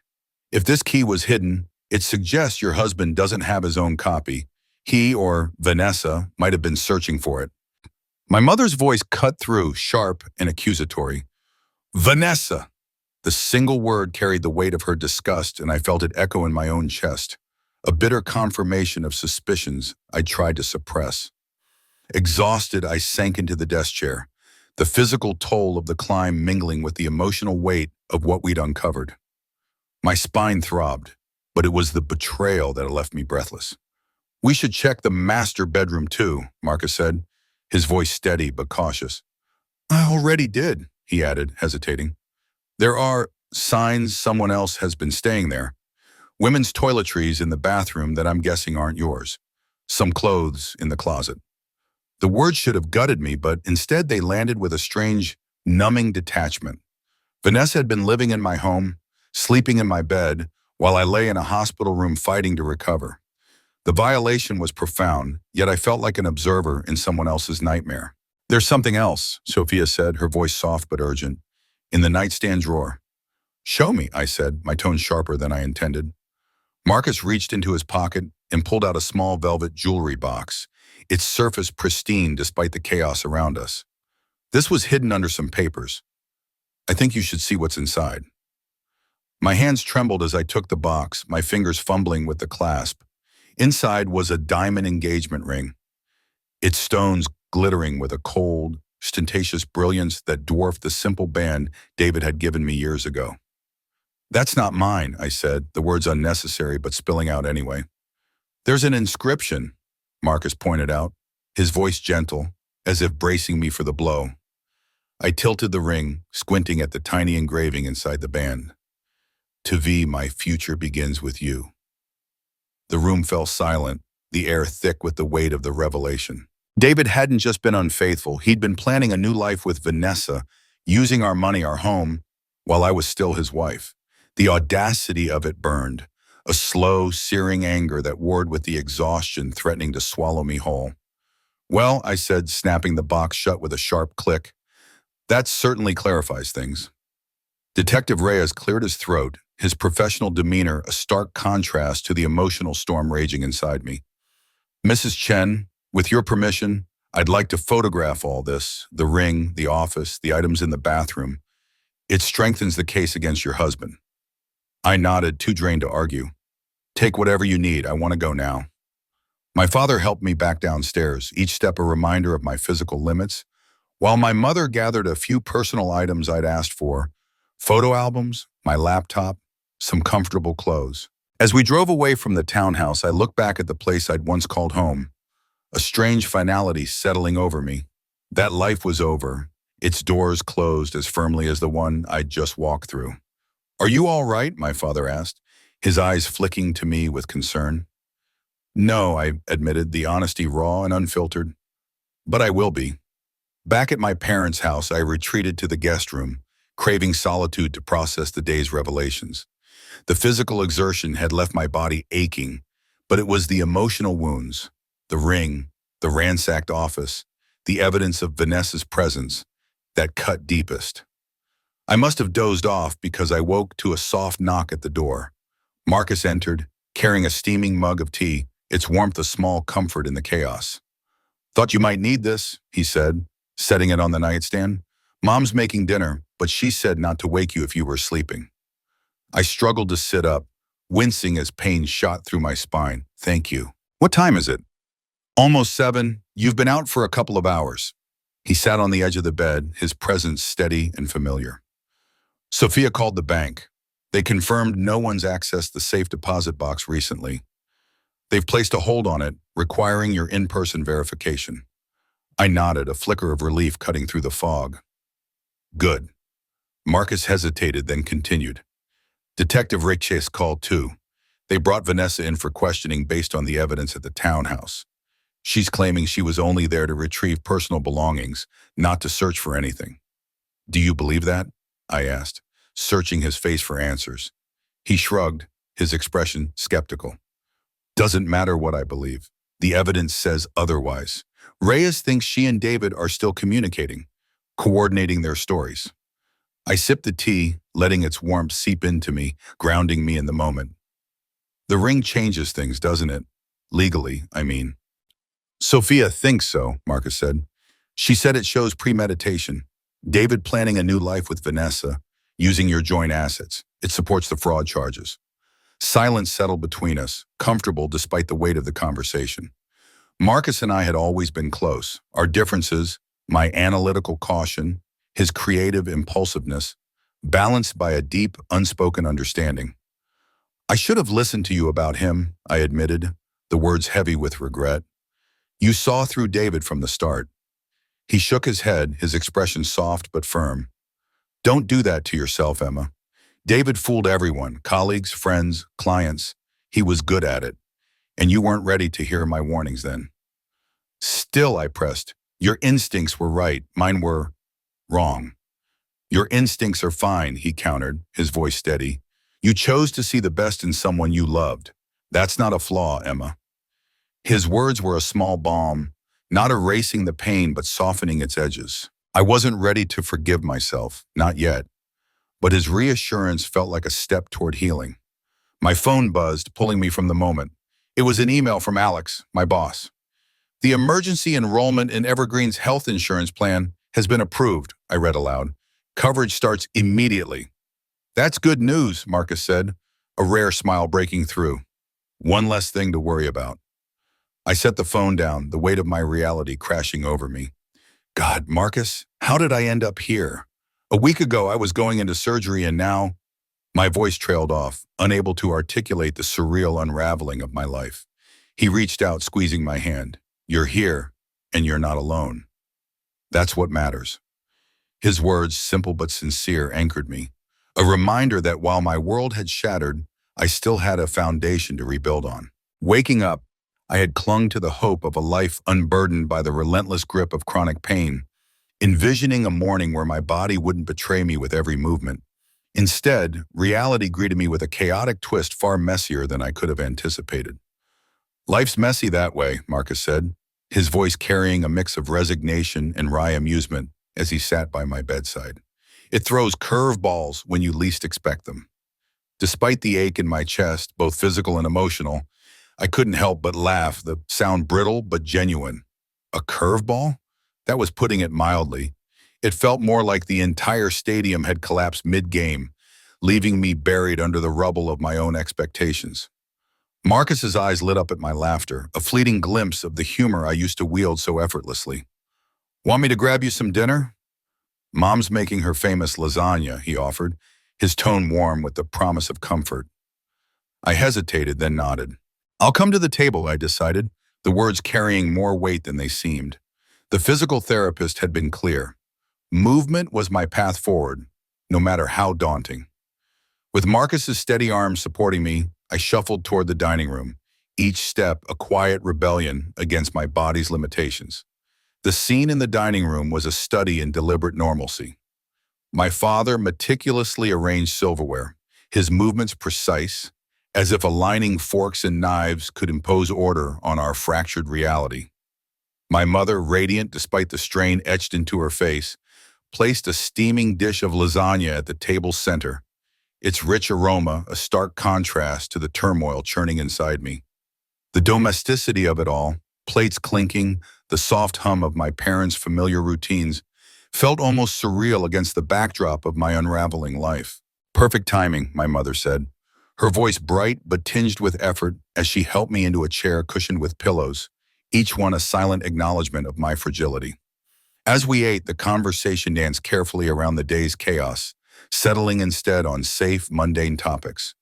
My father rambled about his garden plans, sketching out visions of tomato trellises and rose bushes with a fervor that felt like defiance. Marcus shared updates on his latest coding project, his excitement for algorithms and debugging a small spark of light in the room. My mother, ever the storyteller, recounted a movie she'd recently watched, her laughter a fragile attempt to stitch normalcy into our abnormal circumstances. I sat quietly, my heart swelling with gratitude for their effort. They were building a fragile cocoon of routine around me, and though I couldn't voice it, their love was a lifeline I clung to desperately. After dinner, Marcus helped me back to the guest room, my temporary sanctuary in my parents' home. The silence between us was comfortable, but it shattered when my phone rang, Sophia's name flashing on the screen. "Emma, sorry to call so late," she said, her voice sharp with urgency. "But there's been a development. David's attorney reached out with a settlement offer." My breath caught, surprise mingling with suspicion. The arraignment had only been yesterday. Why the rush? I switched the phone to speaker, letting Marcus hear as Sophia continued. "On the surface, it's generous. David returns everything he took from your accounts, covers your medical expenses, transfers full ownership of the townhouse to you, and in exchange, you drop the criminal charges." Marcus's scoff echoed my own disbelief. "That's ridiculous," he said, his voice tight with anger. "After everything he's done?" I nodded, my mind racing. It doesn't add up. Why offer to return everything if he's claiming innocence? It's practically an admission of guilt. Sophia's tone mirrored our skepticism. "Exactly. But we need to dig deeper. The offer's not as straightforward as it seems. It doesn't specify which accounts he'd return money from, and based on his notebook, we know he funneled funds to offshore accounts. He might only return what's easily traceable, keeping the rest hidden. In the townhouse, it's likely underwater after he maxed out the home equity line of credit." I frowned, piecing it together. "So he's offering me a property that's more debt than asset," I said, my voice heavy with realization. "Precisely," Sophia replied. "And then there's Vanessa. Evidence from today shows they're still in contact, possibly planning something together." My stomach twisted at the mention of Vanessa, the woman who'd been complicit in David's betrayal. The thought of them scheming, even now, sent a surge of anger through me. "This offer could be a distraction," I said slowly, "a way to get us to back off while they make other moves." Sophia agreed, her voice thoughtful. "Or David's genuinely scared of prison and trying to buy his way out. Either way, I don't recommend accepting. But we might use this to our advantage. If he's desperate, he's vulnerable. A counteroffer could expose more about his position." After hanging up, I turned to Marcus, who'd been listening with a furrowed brow. "What do you think?" I asked, my voice quieter now, weighed down by the complexity of it all. "David's scared," he said firmly. "Scared people make mistakes. This offer reeks of desperation." I nodded, his words settling into me like a truth I hadn't fully grasped. "The question is, what's he most afraid of? Prison? Financial ruin? Public humiliation?" Marcus tilted his head, considering. "All of it, probably. But if I had to guess, it's losing control. Everything he's done, the secret accounts, the double life, it's all about control. He's built his world around it." His words struck a chord, peeling back layers of David's personality I'd once overlooked. Even in our marriage, he'd orchestrated decisions with subtle precision, making me believe they were mutual while he held the reins. Now, stripped of that control, imprisoned, exposed, reliant on court-appointed attorneys, he was living his worst nightmare. "You're right," I said, a plan forming in my mind. "If control is what he craves, then taking it away is our leverage." 2 weeks later, the morning of David's preliminary hearing dawned bright and crisp, Seattle's usual gray shroud parting to reveal a sky of brilliant blue. The past 2 weeks had been a grueling journey of recovery, both physical and emotional. My surgery's sharp pain had dulled to a manageable ache, and at my follow-up with Dr. Patel, she'd confirmed the surgical site was healing well, though her warnings about rest and caution lingered in my mind. As my mother helped me dress in a tailored charcoal gray suit, professional, understated, perfect for the courtroom, her hands trembled slightly, betraying her worry. "Are you sure you want to be there?" she asked, her eyes searching mine in the mirror as she buttoned my blouse. "Sophia can represent you. You don't have to put yourself through this." I met her gaze, steady despite the storm inside me. "I need to be there," I said, my voice firm. "Not just for the legal side, but for me. I need to face him, knowing everything he's done." The past weeks had unearthed a labyrinth of David's deceit. Detective Reyes in the Financial Crimes Unit had traced funds through a maze of accounts, some in David's name, others under shell companies, many requiring Vanessa's signature. Her deeper involvement had led to new charges, painting her as a co-conspirator rather than a bystander. The engagement ring, bought with my money for the woman who had helped steal it, had become a damning piece of evidence, shattering David's claims of innocent financial reshuffling. "Ready?" my father asked, appearing in the guest room doorway, his presence a quiet anchor. I nodded, gripping the walking cane Dr. Patel had insisted I use, not because I couldn't walk experimental exponential growth 200K data points to help you visualize the excitement of Bitcoin/walk, but to keep me from overexerting myself. As we headed to the car, he shared more news. "Detective Reyes called," he said. "Vanessa's attorney had approached the DA about a plea deal. She's willing to testify against David for reduced charges." My mother, arranging pillows in the back seat to support me, muttered, "Rats fleeing a sinking ship." I settled into the car, processing the information. "Is it genuine, or is she playing both sides?" I asked. My father shrugged. "Reyes thinks it's real. Apparently, Vanessa was shaken when they showed her evidence of David seeing another woman from his gym. Guess she realized she wasn't as special as she thought." A bitter laugh escaped me. "Of course there's someone else," I said, the irony cutting deep. Why am I not surprised? The courthouse loomed ahead, its imposing facade less daunting this time, perhaps because I carried a new sense of purpose. I wasn't just a victim anymore. I was a woman reclaiming her power, step by painful step, ready to face the man who'd tried to break her.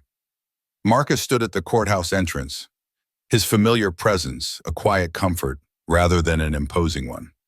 He'd driven in from Portland the previous night, and now his steady hand guided me as I stepped from the car, my cane tapping cautiously against the uneven pavement. Each movement was deliberate, my body still fragile from surgery, but his grip on my arm felt like an anchor. "Sophia's already inside," he said, his voice calm but tinged with the weight of the day. "She's saving seats. It's a full house in there. People can't resist a scandal like this." His words carried a faint bitterness, mirroring the churn of emotions I felt. The public's fascination with a seemingly flawless couple, unraveling in a web of financial deceit, was palpable. And as we approached the steps, I braced myself for the spectacle awaiting us. The hallway outside courtroom 3C buzzed with restless energy. Reporters, their press badges swinging, scribbled notes and traded hushed theories. Curious onlookers craned their necks, hoping for a glimpse of the drama. Among them, I spotted familiar faces from our old social circle, their expressions a mix of pity and morbid curiosity. Whispers trailed us, like shadows, as Marcus and my family formed a protective shield around me, their steps synchronized with my slow, careful ones. The weight of their gazes lingered, not just on me, but on the cane that marked my vulnerability, a stark contrast to the confident woman I'd once been. Inside, I wrestled with a flicker of anger, not at them, but at David, whose betrayal had stripped me bare for this public scrutiny. Sophia waved us to the front row, her sharp eyes scanning the room thick with tension. As we settled into the reserved seats, the prosecutor, Evelyn Martinez, approached with a handshake that was both professional and warm. "Mrs. Chen, thank you for being here today," she said, her voice low but firm. "I wanted to brief you myself. Vanessa Morris's attorney has submitted a cooperation deal. She's ready to testify in detail about Mr. Chen's actions, including evidence we didn't have before." My breath hitched, and I leaned forward, the ache in my joints forgotten. "What evidence?" I asked, my voice steady despite the storm brewing inside. Martinez's eyes flicked to the crowd before she answered, her tone dropping to a near whisper. "Recordings. Vanessa started taping their conversations months ago as a safeguard for herself. Some of these explicitly outline their plan to drain your accounts during your surgery and disappear abroad." The revelation hit like a wave of ice water, stealing my breath. Vanessa, David's partner in crime, had been secretly recording him, collecting proof of his betrayal while playing her own double game. The image of their romance, once so convincing, now cracked open to reveal a core of mutual suspicion. They'd been scheming against me together, but also against each other, their trust as flimsy as the lies they'd spun. My mind reeled, picturing Vanessa slipping a recorder into her purse, her heart racing as she captured David's cold calculations. And had he sensed her duplicity, or was he too consumed by his own arrogance to notice? The thought of their twisted partnership left me hollow, a mix of disgust and grim fascination swirling within. Sophia, ever the skeptic, voiced the question burning in my mind. "And you believe she'll testify honestly now?" Her tone was sharp, protective, as if daring Martinez to defend Vanessa's motives. The prosecutor's smile was thin, almost wry. "Honesty isn't the issue. The recordings stand on their own, and they're admissible in Washington's one-party consent state. Vanessa's credibility may be shaky, but the evidence is ironclad." Her words were a lifeline, grounding me in the face of Vanessa's duplicity. Before we could press further, the bailiff's voice cut through the room, calling the court to order. Judge Winters swept in, her no-nonsense demeanor as formidable as I remembered from the arraignment. The air shifted, charged with anticipation as all eyes turned to the door where David would enter. When he appeared, I barely recognized him. Gone was the polished man I'd known, replaced by someone diminished, almost frail. His suit hung loosely, hinting at weight loss, and his once meticulously styled hair lay flat, devoid of its usual swagger. But it was his posture that struck me most. Shoulders slumped, confidence eroded. Yet when his eyes found mine, they widened, a flash of surprise giving way to something colder, more calculating. Unlike the arraignment where shock had ruled his expression, today I saw the gears turning in his mind. He was assessing me, measuring my resolve, even now plotting his next move. The realization hardened my heart. Despite the jumpsuit, the cuffs, the weight of evidence against him, David remained unchanged, a manipulator, always scheming, always believing he could bend the world to his will. The preliminary hearing unfolded with clinical precision. The prosecution laid out their case, weaving a damning narrative with financial records, documents from our townhouse, and most chillingly, snippets of Vanessa's recordings. David's voice filled the courtroom, detached and methodical as he outlined plans to liquidate our assets while I lay sedated, helpless. Each word was a fresh wound, cutting deeper than the last. I gripped my cane, my knuckles whitening, as I fought to keep my composure. Beside me, Sophia's jaw tightened, her fury a mirror to my own. Marcus sat stoically, but I sensed his quiet rage, a protective instinct simmering beneath the surface. David's attorney, visibly rattled, leaned in to whisper urgently during breaks, his discomfort growing with each piece of evidence. When the prosecution rested, Judge Winters peered over her glasses at the defense table. "Counsel, does the defense wish to present any evidence at this time?" David's lawyer rose, his voice strained. "Your Honor, given the evidence presented, we request a brief recess to confer with our client." The judge nodded, granting a 30-minute pause. As the courtroom began to clear, Sophia leaned close, her voice low but certain. "They're angling for a plea deal now. Vanessa's recordings have tipped the scales." I nodded, my eyes tracking David as he was led away, his head bowed, but his mind no doubt racing. "What do you think they'll offer?" I asked, my voice barely above a whisper. "With this evidence? A hefty prison term, but not the maximum. Full financial restitution is non-negotiable." My father, who had been silent until now, spoke, his voice heavy with restrained anger. "Is that enough? After what he did to you?" The question hung between us, unanswered. Could any punishment truly balance the scales for David's calculated betrayal? The violation of trust, the emotional scars, the weeks of recovery, tainted by financial dread and legal battles, they lingered like ghosts, haunting every step of my healing. I stared at the empty defense table, grappling with the weight of his words. "It's not about what's enough," I said at last, my voice steady despite the ache in my chest. "It's about what lets me move on." The truth of it settled over me, a fragile but fierce resolve to reclaim my life from the wreckage David had left behind. When court reconvened, the atmosphere had shifted, taut with unspoken negotiations. David's attorney approached the prosecution table, their whispered exchange intense but brief. Judge Winters observed with her usual patience before addressing the room. "I understand the parties wish to discuss a potential resolution." Martinez rose, her voice clear. "Yes, Your Honor. We've begun preliminary talks regarding a possible plea agreement and request a formal settlement conference." The judge nodded, scheduling the conference for the following week and ordering David to remain in custody. Her gavel fell, closing the day's proceedings, but the tension lingered, a storm waiting to break. As we gathered our things, I felt David's gaze on me, heavy and unyielding. His attorney leaned in to whisper, but David shook his head sharply, his eyes locked on mine. Then, to my shock, he spoke to the court officer, who approached our group moments later. "Mrs. Chen," the officer said, "the defendant has requested a brief conversation before being returned to custody. You're under no obligation to agree." Marcus bristled, his voice firm. "Absolutely not." But something stirred within me. Curiosity, perhaps, or a deeper need to confront the man who'd shattered my trust.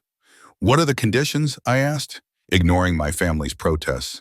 The officer explained, "A supervised meeting in the attorney conference room with court officers and my lawyer present, no recording, and the option to end it at any time." Sophia's eyes met mine, her concern evident but tempered by pragmatism. "Legally, there's no risk in hearing him out. Anything he says could strengthen our case. But emotionally," she trailed off, leaving the choice to me. After a moment, I nodded. "I'll talk to him." Despite my family's objections, I followed the officer to a small conference room, Sophia at my side, my cane a steady rhythm against the floor. David sat at the table, cuffs glinting under the fluorescent light, his expression unreadable. When I entered, a flicker of something, relief perhaps, crossed his face. "Thank you for coming," he said as I eased into the chair across from him, my movements cautious to avoid pain. "I wasn't sure you would." "What do you want, David?" I asked, my voice cool, masking the tumult inside. He studied me, his gaze lingering on the cane, the careful way I sat. "How's your recovery?" The question, so casual as if we were old friends catching up, nearly drew a bitter laugh from me. This was the man who'd planned to ruin me while I fought to heal. "Is that really what you wanted to ask?" I said, my tone sharp. He looked away, a rare flash of shame crossing his face. "No, I suppose not." He leaned forward, his voice lowering. I wanted to explain. I cut him off, my anger flaring. "Save it. There's no explanation that justifies what you did." He held up a hand, quick to clarify. "Ma justify. Explain. There's a difference." I glanced at Sophia, who nodded slightly, signaling I should let him speak. His words might reveal something useful, even if they stung. "Fine," I said, folding my arms. "Explain." David exhaled, his gaze dropping to the table. It wasn't supposed to be like this. The plan started simple: move some assets quietly, file for divorce, cite irreconcilable differences, a clean break. His voice was steady, but his eyes betrayed a flicker of regret, or perhaps just regret at being caught. "But then your surgery came up, in the timing. It seemed perfect. You'd be focused on recovery, less likely to notice the financial shifts. So you decided to steal," I finished, my voice cutting through his excuses like a blade. The air in the room felt heavy, thick with unspoken accusations and the weight of betrayal. When David hesitated, his jaw tightening at the word steal, I could see the flicker of discomfort in his eyes. He didn't argue, though. Instead, he let the word hang there, sharp and unyielding, like a blade poised above us both. I'd spent months convincing myself he owed me more than half of what we'd built together. In my mind, his career had soared while mine had withered, trapped in the shadow of his ambition. The life we'd crafted, the sprawling house, the vacations, the carefully curated image of success, felt more like his dream than mine. But as I sat across from him, watching the faint lines of tension etch deeper into his face, I knew I'd been lying to myself. The truth was uglier, rawer. I wasn't just hurt. I was greedy, angry, terrified of clawing my way back from nothing. The fear of starting over, of losing the security I'd grown accustomed to, had twisted my perspective into something I barely recognized. David lifted his gaze, his eyes locking onto mine with an intensity that made my stomach churn. I was lying to myself too, he admitted, his voice low, almost confessional. But not about what you think. It wasn't just about the money or the plan, it was about control. I thought I could manage everything, everyone. His words carried a strange mix of regret and defiance, as if he was still wrestling with the reality of his own fallibility. I couldn't help myself. The question burned in my throat, demanding to be asked. And Vanessa? My voice was sharper than I intended, edged with bitterness. Was she part of your grand plan from the start? A wry, almost pained smile tugged at the corner of his mouth. Vanessa, he said, her name sounding like a weight he couldn't quite shake. She was never meant to be more than a distraction, a way to pass the time, to feel something else. But she got under my skin, became part of the scheme before I realized it. She was clever, too clever. Started recording our conversations, making her own moves behind my back. He shook his head, a mix of admiration and frustration in his expression. I didn't see her coming, just like I didn't see you. The admission landed like a stone in still water, ripples spreading through the silence. In David's world, people were pawns, pieces to be maneuvered on his carefully constructed chessboard. He'd always seen himself as the grandmaster, calculating every move, anticipating every outcome. But with Vanessa and with me, he'd misjudged. He'd assumed we'd stay compliant, predictable, when he should have seen the strength and will we both carried. I felt a strange mix of vindication and exhaustion wash over me. He hadn't just underestimated me, he'd never truly known me. Why did you want to see me today? I asked, pulling us back to the present, my voice steady despite the storm of emotions swirling inside. Surely not just to admit you misjudged me. David straightened, the chains around his wrists clinking softly, a reminder of the consequences he now faced. My attorney says a plea deal is my best shot, given the evidence, he said, his tone measured, like he was presenting a business proposal. But before I agree to anything, I wanted to talk to you, to ask what you want out of this. The question caught me off guard, like a sudden gust of wind knocking me off balance. What did I want? The answer seemed so clear yet so impossibly complex. I want my money back, I said, my voice rising with the weight of everything I'd lost. I want justice for what you did. I stopped, the words catching in my throat as a sudden clarity hit me. I want to move forward. I want a life without you in it.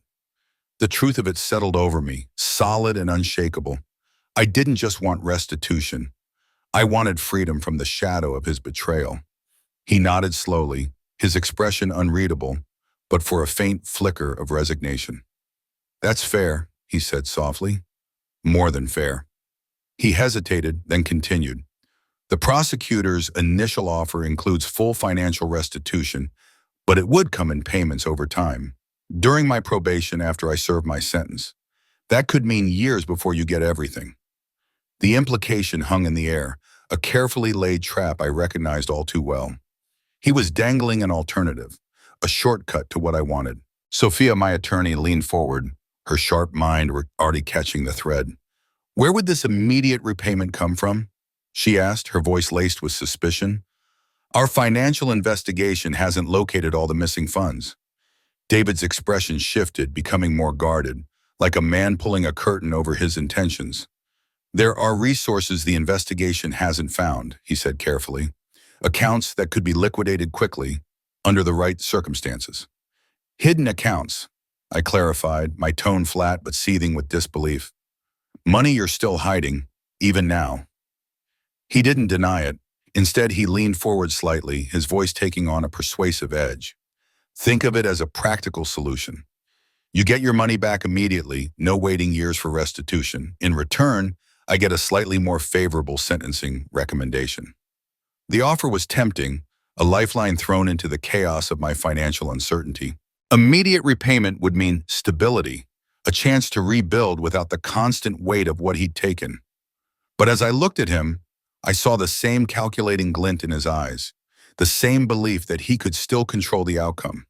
This was David trying to negotiate his way out of accountability, still believing he could bend the world to his will. No deal, Adam, I said firmly, my voice cutting through the tension like a blade. I won't trade what's rightfully mine for your leniency. If there are hidden accounts, you should disclose them to the prosecutor as part of good faith cooperation. Disappointment flickered across his face, quickly masked by his usual composure. I figured you'd say that, he said almost to himself. Worth a try. He shifted in his seat, the handcuffs clinking again, a faint reminder of his reality. There's one more thing then. Not reconciliation, but acknowledgement. I raised an eyebrow, wary. What kind of acknowledgement? The safe deposit box key your brother found, he said, his voice steady now, deliberate. It doesn't just open our box at First Pacific. There's another one at Seattle Trust Bank, opened in both our names, but you didn't know about it. He met my gaze, unflinching. Inside, you'll find everything. Paperwork for the shell companies, the offshore accounts, the transfers, all of it. Everything you need to trace and recover the full amount, no matter what happens with my case. Sophia leaned forward, her eyes narrowing with sudden alertness. Why would you keep incriminating documentation like that? She asked, her tone sharp with skepticism. A resigned smile crossed David's face, tinged with something almost self-deprecating. Insurance, he said simply, against partners who might back out, banks that might ask too many questions, audits that come out of nowhere. I didn't plan to use it like this, but he shrugged, a gesture that felt like oddly human for someone so calculated. Consider it my parting gift. I studied him, searching for the truth behind his words. Was this remorse, a rare glimpse of the man I'd once thought I loved? Or was it another move in his endless game, a way to seem cooperative while still holding some hidden ace? Why tell me this now? I asked, my voice low but firm. Why not use this to negotiate with the prosecutor yourself? He held my gaze, and for a moment, I saw something raw in his eyes, something I hadn't seen in years. Because, Emma, despite everything, I did love you. Not well, not faithfully, not honestly, but in my own broken way. This is the closest I can come to making amends. His words should have stirred something in me, some echo of the love I'd once poured into him. But they didn't. They slid off me, cold and weightless, leaving nothing behind. The David I'd loved was a fiction, a carefully crafted illusion. This man, calculating even in his supposed contrition, was the real David, and he no longer had any hold over me. I'll have Detective Reyes look into the box at Seattle Trust, I said, rising from my chair, my movements deliberate. If the information is useful, I'm sure the prosecutor will consider it. Beyond that, I have nothing more to say to you. As I turned to leave, David's voice stopped me. Emma, wait, one last thing. The password for the files, it's the date we first met, by the coffee cart on Pike Place. The memory hit me unbidden. A rainy Seattle morning, both of us ducking under the same awning, the easy conversation that led to coffee, then dinner, then a life together. It felt like a story from someone else's life, distant and disconnected. I didn't respond, didn't look back. I just kept walking. Sophia at my side, the weight of his words fading with every step. In the hallway, my family waited, their faces a mix of anxiety and hope. My mother rushed forward, her hand finding my arm as if to anchor herself to my safety. What did he want? Marcus demanded, his protective instincts flaring. I recounted David's revelation about the second safe deposit box, my voice steady despite the emotions still swirling inside. Sophia was already on the phone with Detective Reyes, arranging immediate access to the box. My father listened intently, his expression thoughtful. Do you believe him? He asked when I finished. About the documentation? Oddly enough, I do, I replied, the certainty settling over me. It fits him, always having a backup plan, always keeping leverage. He wouldn't have mentioned it if it wasn't real. The next morning brought confirmation. Detective Reyes, accompanied by Sophia and a bank representative, accessed the safe deposit box at Seattle Trust Bank using the key my brother had found. Inside was exactly what David had promised. Meticulous records of every transaction, account numbers for holdings the investigation hadn't yet uncovered, and detailed instructions for accessing the offshore accounts where most of our money had been hidden. Sophia spread the documents across my parents' dining table later that day, her eyes wide with a mix of disbelief and triumph. "It's remarkable," she said, her voice tinged with awe. "He documented everything, every transfer, every withdrawal, every account opening. He even kept copies of the forged documents he used to authorize transactions in your name." Marcus picked up a spreadsheet, his brow furrowing as he scanned the numbers. "Classic narcissism," he said, his tone dripping with disdain. He was so proud of his scheme, he couldn't bear for it to go unnoticed. He needed a record, even if it was just for himself. Detective Reyes nodded, her expression grim but satisfied. "We see this with certain white-collar criminals. The complexity of the fraud becomes a point of pride. They document it not just for practical reasons, but as a monument to their own cleverness." "Well, his cleverness just sealed his fate," Sophia said, a note of satisfaction in her voice. "And more importantly, Emma, it gives you a clear path to recovering nearly everything he took." The realization hit me like a wave, both exhilarating and disorienting. For weeks, I'd been bracing for a future of financial uncertainty, piecing together plans for a life with far less than I'd once had. The idea that I could reclaim what was mine, not just in part, not years from now, but fully and soon, felt almost too good to be true. "How soon?" I asked, the practical question cutting through the haze of my thoughts. Sophia exchanged a glance with Detective Reyes, her expression cautiously optimistic. "For the domestic accounts, we can start the process immediately," she said. "The offshore accounts will take longer, but with these records, it's a matter of months, not years. You're looking at a full recovery, Emma." I nodded, letting the words sink in. For the first time in months, I felt a glimmer of hope, not just for financial stability, but for a future unburdened by David's shadow. I was ready to move forward, to build a life that was mine alone, defined not by his betrayal, but by my own resilience. The funds tied to the offshore accounts would likely take weeks, perhaps even months, to recover, though the legal documentation was airtight, providing a clear path to reclaiming what was mine. My mother's voice broke through my thoughts as she reached out with warmth.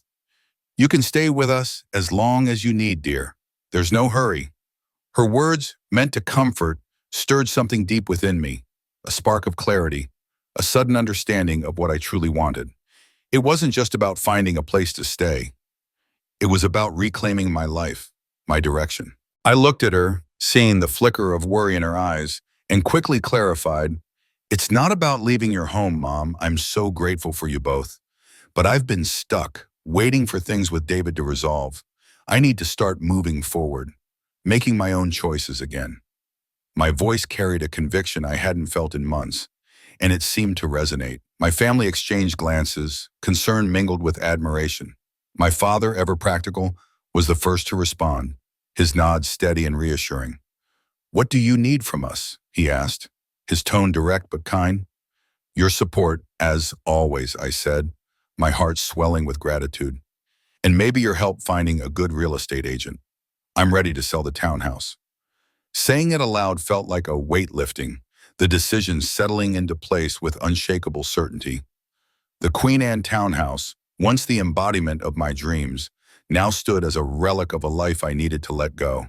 It wasn't just the sting of David's betrayal that lingered in its walls.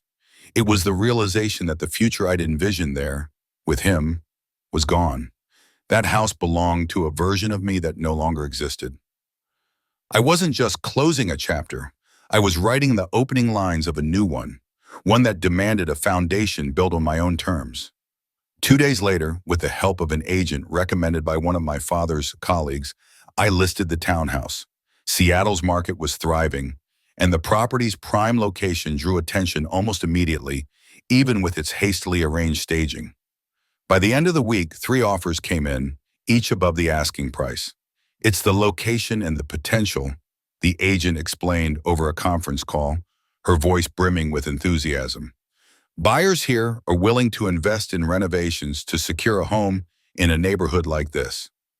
I chose the highest bid, a straightforward offer from a tech executive moving from San Francisco. The sale would close in 30 days, a timeline that felt both dizzyingly fast and agonizingly slow.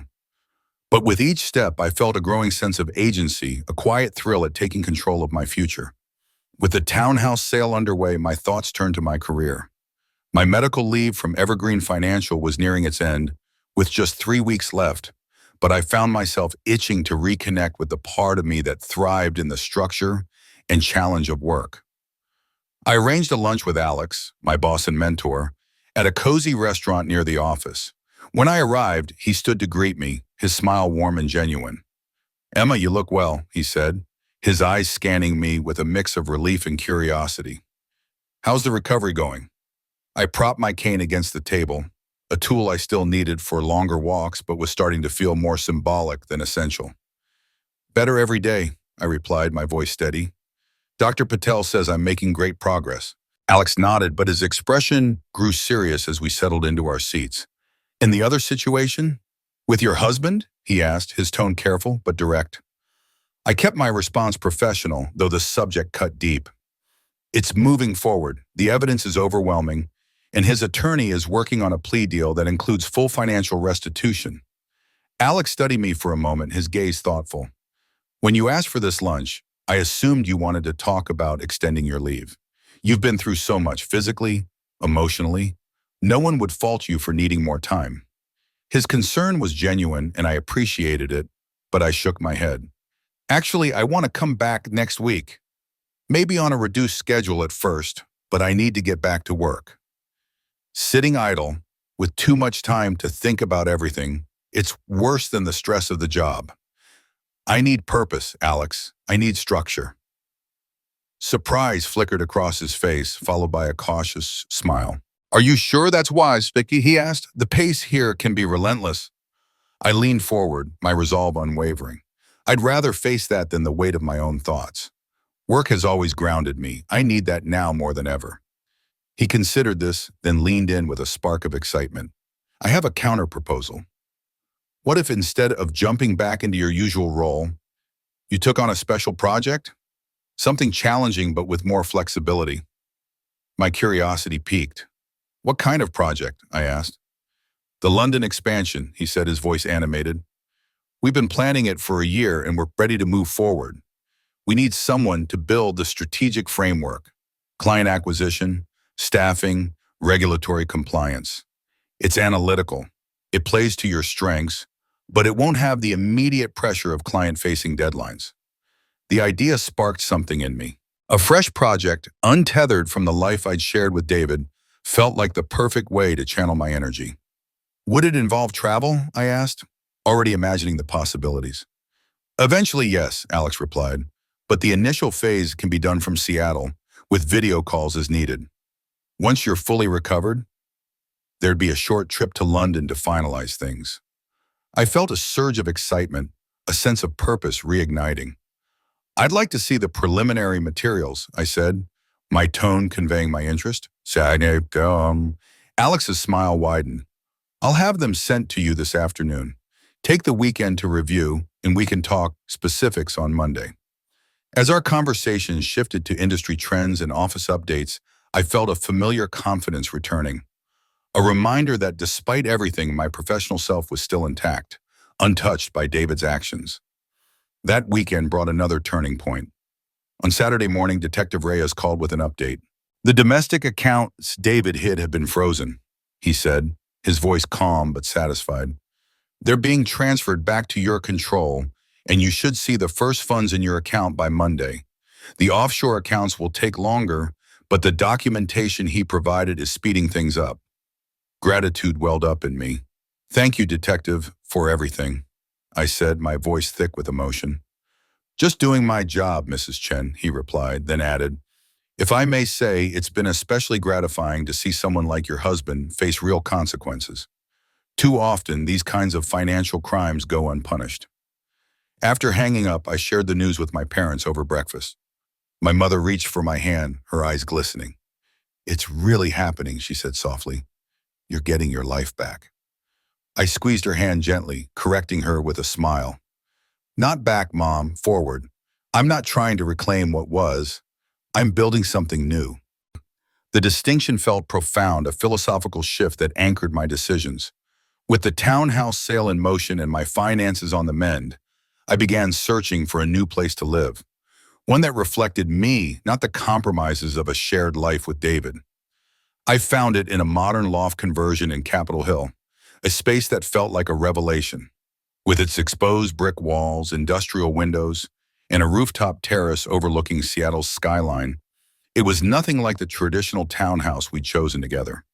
The building, once a printing factory, had been transformed into a sanctuary, mirroring my own journey of reinvention.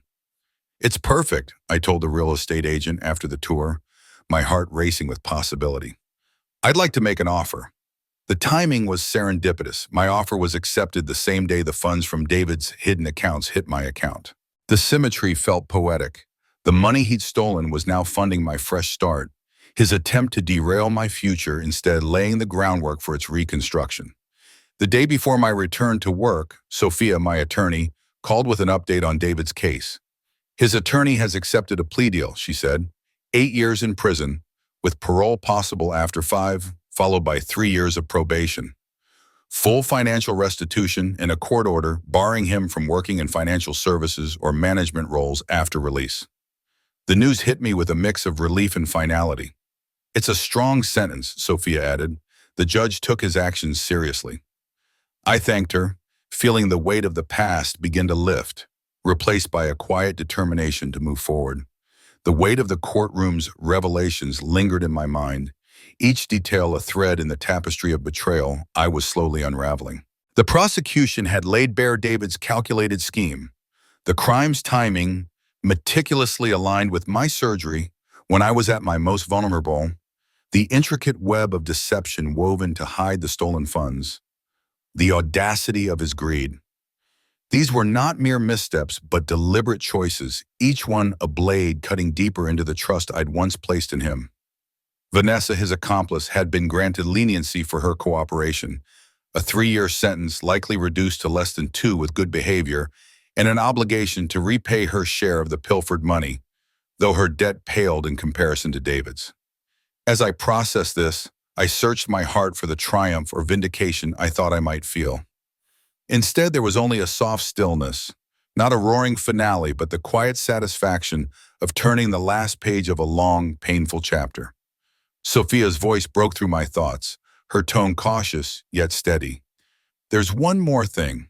David has asked to see you again before he begins his sentence next week. He claims he has something important to tell you, something he can't convey through lawyers." The words stirred no storm within me. No fear, no anger, no eager anticipation. Only a faint curiosity flickered like a candle in a drafty room. "Did he say what it's about?" I asked, my voice even. Sophia shook her head. "No, and you're under no obligation to meet him. After everything, no one would blame you for refusing." I weighed the choice. Declining would be easy, a way to sever the final tie. Yet refusal felt like conceding something to David, allowing him the power to make me shrink from confrontation. A meeting, however brief, would be on my terms, a reclamation of control. "I'll see him," I decided, but only briefly.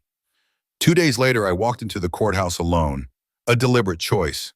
I'd considered bringing Sophia or a family member for support, their presence a shield against the weight of the moment.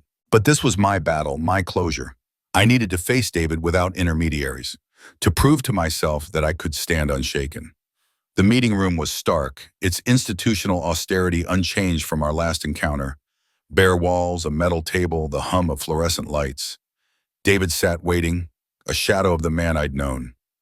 Gone was the tailored suit, replaced by standard prison garb, its drabness mirroring the toll of his circumstances. His once impeccable appearance was softened by fatigue, his hair slightly unkempt, his eyes carrying a weariness I hadn't seen before. When I entered, his gaze lifted, a flicker of surprise crossing his face at my solitary arrival. "Thank you for coming," he said, his voice quieter than I remembered. "I wasn't sure you would." I settled into the chair across from him, my posture deliberate, my expression neutral. "What did you want to tell me?" I asked, refusing to soften the moment with pleasantries. He studied me, his eyes tracing the changes in me, the confident tilt of my shoulders, the absence of the cane I'd once relied on, the calm resolve that had replaced the raw vulnerability of our last meeting. "You look well," he observed, almost tentatively. "I am well," I replied, my voice steady, unyielding. "Is that what you wanted to say?" A faint smile tugged at his lips, a ghost of the charm he'd once wielded so effortlessly. "Always direct. I've always admired that about you," he said, leaning forward slightly. "But no, that's not why I asked you here." He paused, choosing his words with care. "I've signed the divorce papers your attorney sent.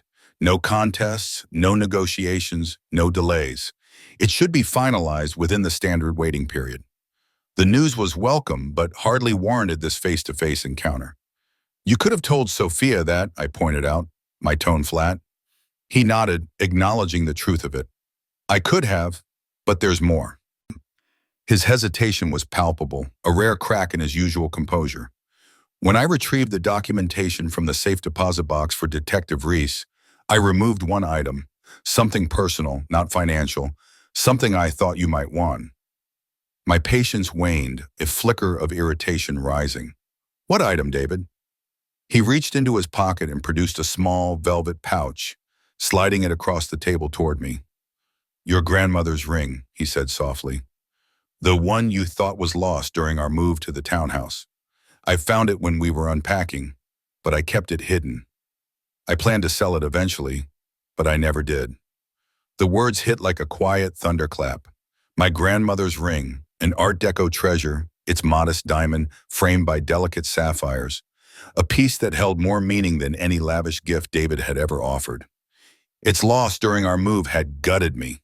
I'd torn through boxes, retraced steps, grieved its absence as though I'd lost a piece of my heritage. And all the while he'd known. "You let me believe it was gone," I said, the old wound reopening sharp and raw. "You watched me search for weeks." His eyes dropped, and for once he seemed genuinely ashamed. "I know. It was cruel, especially knowing what it meant to you." He nudged the pouch closer. "I can't undo that, but I can return it now." I stared at the pouch, memories flooding back. My grandmother's laughter, her stories of love and resilience, the way the ring had felt on my finger, a tangible link to her legacy. "Why?" I asked, my voice steady despite the ache in my chest. "Why keep it? Why return it now? What do you gain from this?" David flinched at the directness, as though unaccustomed to being stripped of pretense. "No gain," he said, his voice heavy with exhaustion. "No angle, just one small thing I can make right in the mess I've made." I searched his face for the manipulation I'd come to expect, the calculated charm that had once masked his motives. But his expression was open, tinged with regret, stripped of the artifice that had defined him. After a moment, I reached for the pouch, my fingers brushing the soft velvet. I opened it, revealing the ring inside, its platinum setting catching the harsh light of the room. It was exactly as I remembered, a quiet spark of history in my palm. I closed my hand around it, the metal warming against my skin. "Thank you for returning this," I said, slipping the pouch into my jacket pocket. "Is there anything else?" He shook his head, then paused. I'm sorry, Emma. Not just for getting caught, not just for the consequences, for the betrayal itself. You deserve better." The apology was simple, unembellished, and for a moment it felt real. But whether it was sincere or not no longer mattered. David's words, his remorse, his presence, they held no sway over me anymore. "Yes, I did deserve better," I agreed, standing, "and now I'm making sure I get it." As I turned to leave, he spoke once more. "You'll be all right, won't you? Without me?" I paused at the door, glancing back at the man who had once been my world, now a fading echo in my story. I already am. 2 months later, I stood in my new loft, a space I'd carved into a sanctuary of my own making. The once empty industrial shell now brimmed with life, furniture chosen for my comfort, art that spoke to my soul, a kitchen arranged to suit my rhythms. The freedom of it was intoxicating, not just the absence of compromise, but the joy of creating a space that was unapologetically mine. My career had blossomed in tandem. the London expansion project moving from vision to reality, with my trip to the UK now just weeks away. Dr. Patel had declared my recovery a triumph, my body healed, my spirit unbroken. Financially, the restoration was nearly complete, thanks to Detective Reese's relentless pursuit and David's reluctant cooperation. Most of the stolen funds had been clawed back, even from the labyrinth of offshore accounts. My phone buzzed, a text from Sophia confirming the divorce's finalization. The news stirred no sorrow, no nostalgia, only a quiet nod to a necessary end. I crossed to the loft's expansive windows, Seattle sprawling before me, its possibilities endless under the evening sky. The light danced on Puget Sound, turning the water into a shimmering expanse of gold. I opened the box holding my grandmother's ring, placing it on the windowsill, where the fading sun caught the diamond's facets, setting them alight. The doorbell rang, pulling me from my reverie. I crossed the open space to find Marcus, my parents, in a cascade of takeout bags and champagne bottles at the threshold. "Surprise housewarming," Marcus declared, his energy infectious as he breezed past me. We figured divorce day called for a party. My mother followed, her arms wrapping around me in a warm embrace. "Is this okay? We should have called." "It's perfect," I assured her, my heart lifting at their presence. My father stepped in last, his eyes sweeping the loft with quiet pride.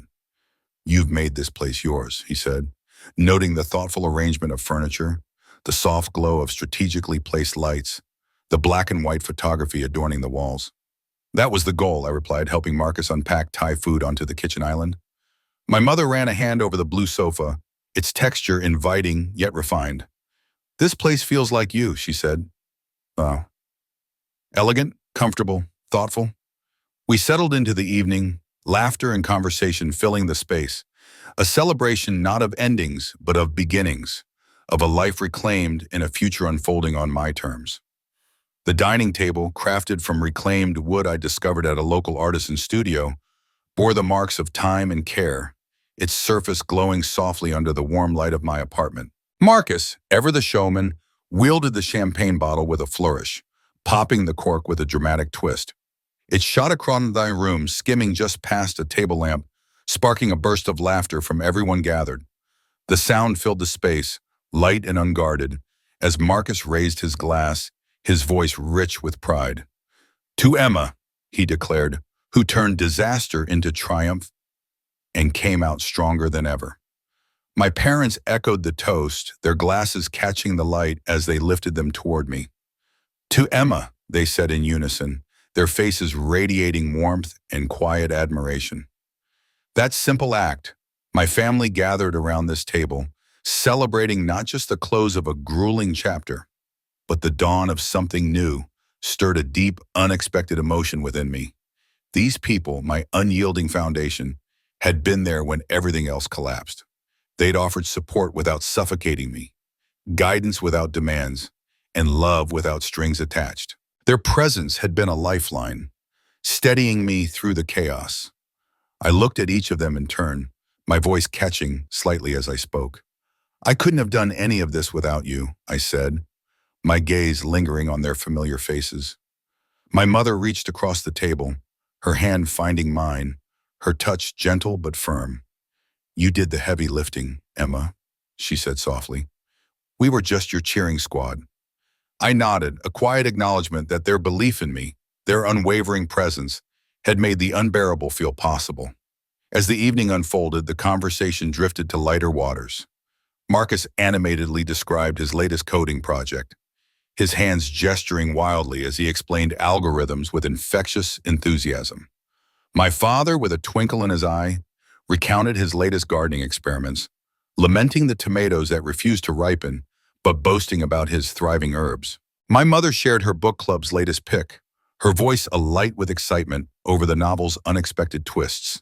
The easy rhythm of their voices, the familiar cadence of family, felt like a perfect counterbalance to the weight of the day. This was life, ordinary yet extraordinary, woven from moments both mundane and profound. After they left, the apartment grew quiet, and I found myself drawn to the windows. The city stretched out below, a mosaic of countless lights piercing the darkened sky. My phone buzzed, pulling me briefly from the moment. A message from Alex, checking if I'd received the final briefing materials for the London trip. I sent a quick reply, then set the phone aside, choosing to linger in the stillness of this milestone. The journey to this moment hadn't been linear or simple.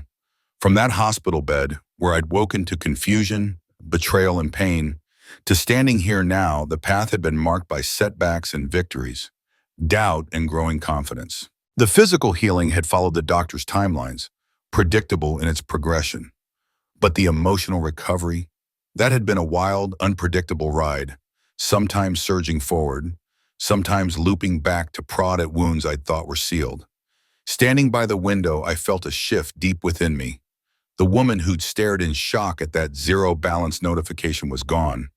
Not because David's betrayal had broken her, but because she'd forged herself anew in response to it. Fighting to reclaim what was stolen, I'd unearthed strengths I hadn't known I possessed. A resilience tougher than I'd ever imagined. A determination that ran deeper than I'd realized. A clarity sharper than anything I'd experienced before. My grandmother's ring, resting on the windowsill, caught the city lights, its small diamonds scattering fractured rainbows across the wood. I picked it up, turning it slowly between my fingers, its weight familiar, yet new. Nearly lost, deliberately hidden, now returned. It felt like a mirror of my own journey. What had been taken could be recovered, but not without leaving its mark, not without transforming in some subtle, significant way. I slipped the ring onto my right hand, not the traditional engagement finger, but a new placement, a quiet declaration of a new chapter. Its weight felt right, a tether to my past that didn't overshadow my present or bind my future. The next morning I woke early, a surge of purpose coursing through me, steady and strong. My calendar pinged with a reminder. My first day back at the office, no medical accommodations, no scheduling concessions, just me, fully returned to professional life on my own terms. I dressed with care, choosing a tailored navy suit that exuded confidence without being stark, paired with a vibrant teal silk blouse that felt bold yet polished. As I applied makeup and styled my hair, I studied my reflection. The woman in the mirror wasn't just physically recovered, she was sharper, more defined, more herself than the one who'd prepared for surgery months ago. There was a quiet strength in her eyes, a presence that hadn't been there before. The walk to Evergreen's downtown offices felt both familiar and fresh. I chose to skip the car, savoring the crisp autumn air, the moderate pace letting me notice details I'd once overlooked in my rush between meetings. The way leaves crunched underfoot, the faint scent of coffee drifting from a nearby cafe, the hum of the city waking up. Arriving at the building, I paused to take in its soaring glass facade, a symbol of ambition and possibility. The security guard greeted me with a warm smile, his "Welcome back, Miss Emma," carrying genuine warmth. In the elevator, a colleague from the investment division offered similar sentiments, their kind words reinforcing a truth I hadn't fully grasped. My professional world, built on my own competence, remained untouched by David's betrayal. Alex met me at the door to my new office. Not my old space, but a corner suite with sweeping views of the city and the water beyond. "Welcome back officially," he said, gesturing me inside with a grin. The office was thoughtfully designed, ergonomic furniture to ease my still occasional back pain, cutting-edge technology for the London project's global demands, even a small espresso machine on the credenza, a nod to my love for strong coffee over the break room's weak brew. "It's perfect," I said, my voice thick with gratitude. Alex's smile widened. "You've earned it, Emma. The London proposal you crafted during recovery? It's already turning heads with potential clients." The board was floored, not just by the strategy, but by your ability to deliver such work during what anyone else would have called a valid leave. His words warmed me in a way I hadn't expected. Those long recovery days, spent pouring myself into the London expansion, had been more than work. They'd been a lifeline, a way to rebuild my identity as a capable professional when other parts of me felt shattered. "I'm ready to turn that proposal into reality," I said, setting my bag on the desk that was now mine. Alex nodded. "The team's waiting in the conference room whenever you're ready." He paused at the door, his tone softening. It's really good to have you back, Emma. Alone in the office, I took a moment to settle into the space, physically, professionally, emotionally. The view from these windows was different, offering a perspective I hadn't had before. It felt fitting, a reflection of everything that had changed. I'd lost things these past months. A marriage I'd believed was solid, trust I'd given freely, assumptions about where my life was headed. But I'd gained something too, a deeper understanding of myself, stronger boundaries, clearer priorities, and the bone-deep knowledge that I could endure profound trauma and come out not just whole, but better. David's betrayal, timed to exploit my physical vulnerability, had been meant to destroy me. Instead, it had sparked a reckoning, a reclamation of my life on every level. The recovery from surgery had mirrored a deeper healing, the physical pain fading alongside emotional wounds, both demanding patience, guidance, and my own stubborn resolve. My phone buzzed, a message from the conference room, the team ready to begin. I gathered my materials, taking one last look at the expansive view before heading toward the door. This was day one of a new chapter, not a return to what was lost, but the creation of something entirely new. As I approached the conference room, the door swung open, colleagues rising to greet me with respect and genuine warmth. I stepped forward, ready to lead, not despite what I'd endured, but because of it. Stronger for having been tested, clearer for having reevaluated everything, more authentic for having rebuilt myself deliberately. The woman who entered that room wasn't the one who'd gone into surgery months ago. She was better, more resilient, more self-aware, more intentional. The journey had been painful, the cost steep, but the result was a life more truly mine than the one that had been taken. And that, in the end, was the greatest triumph of all.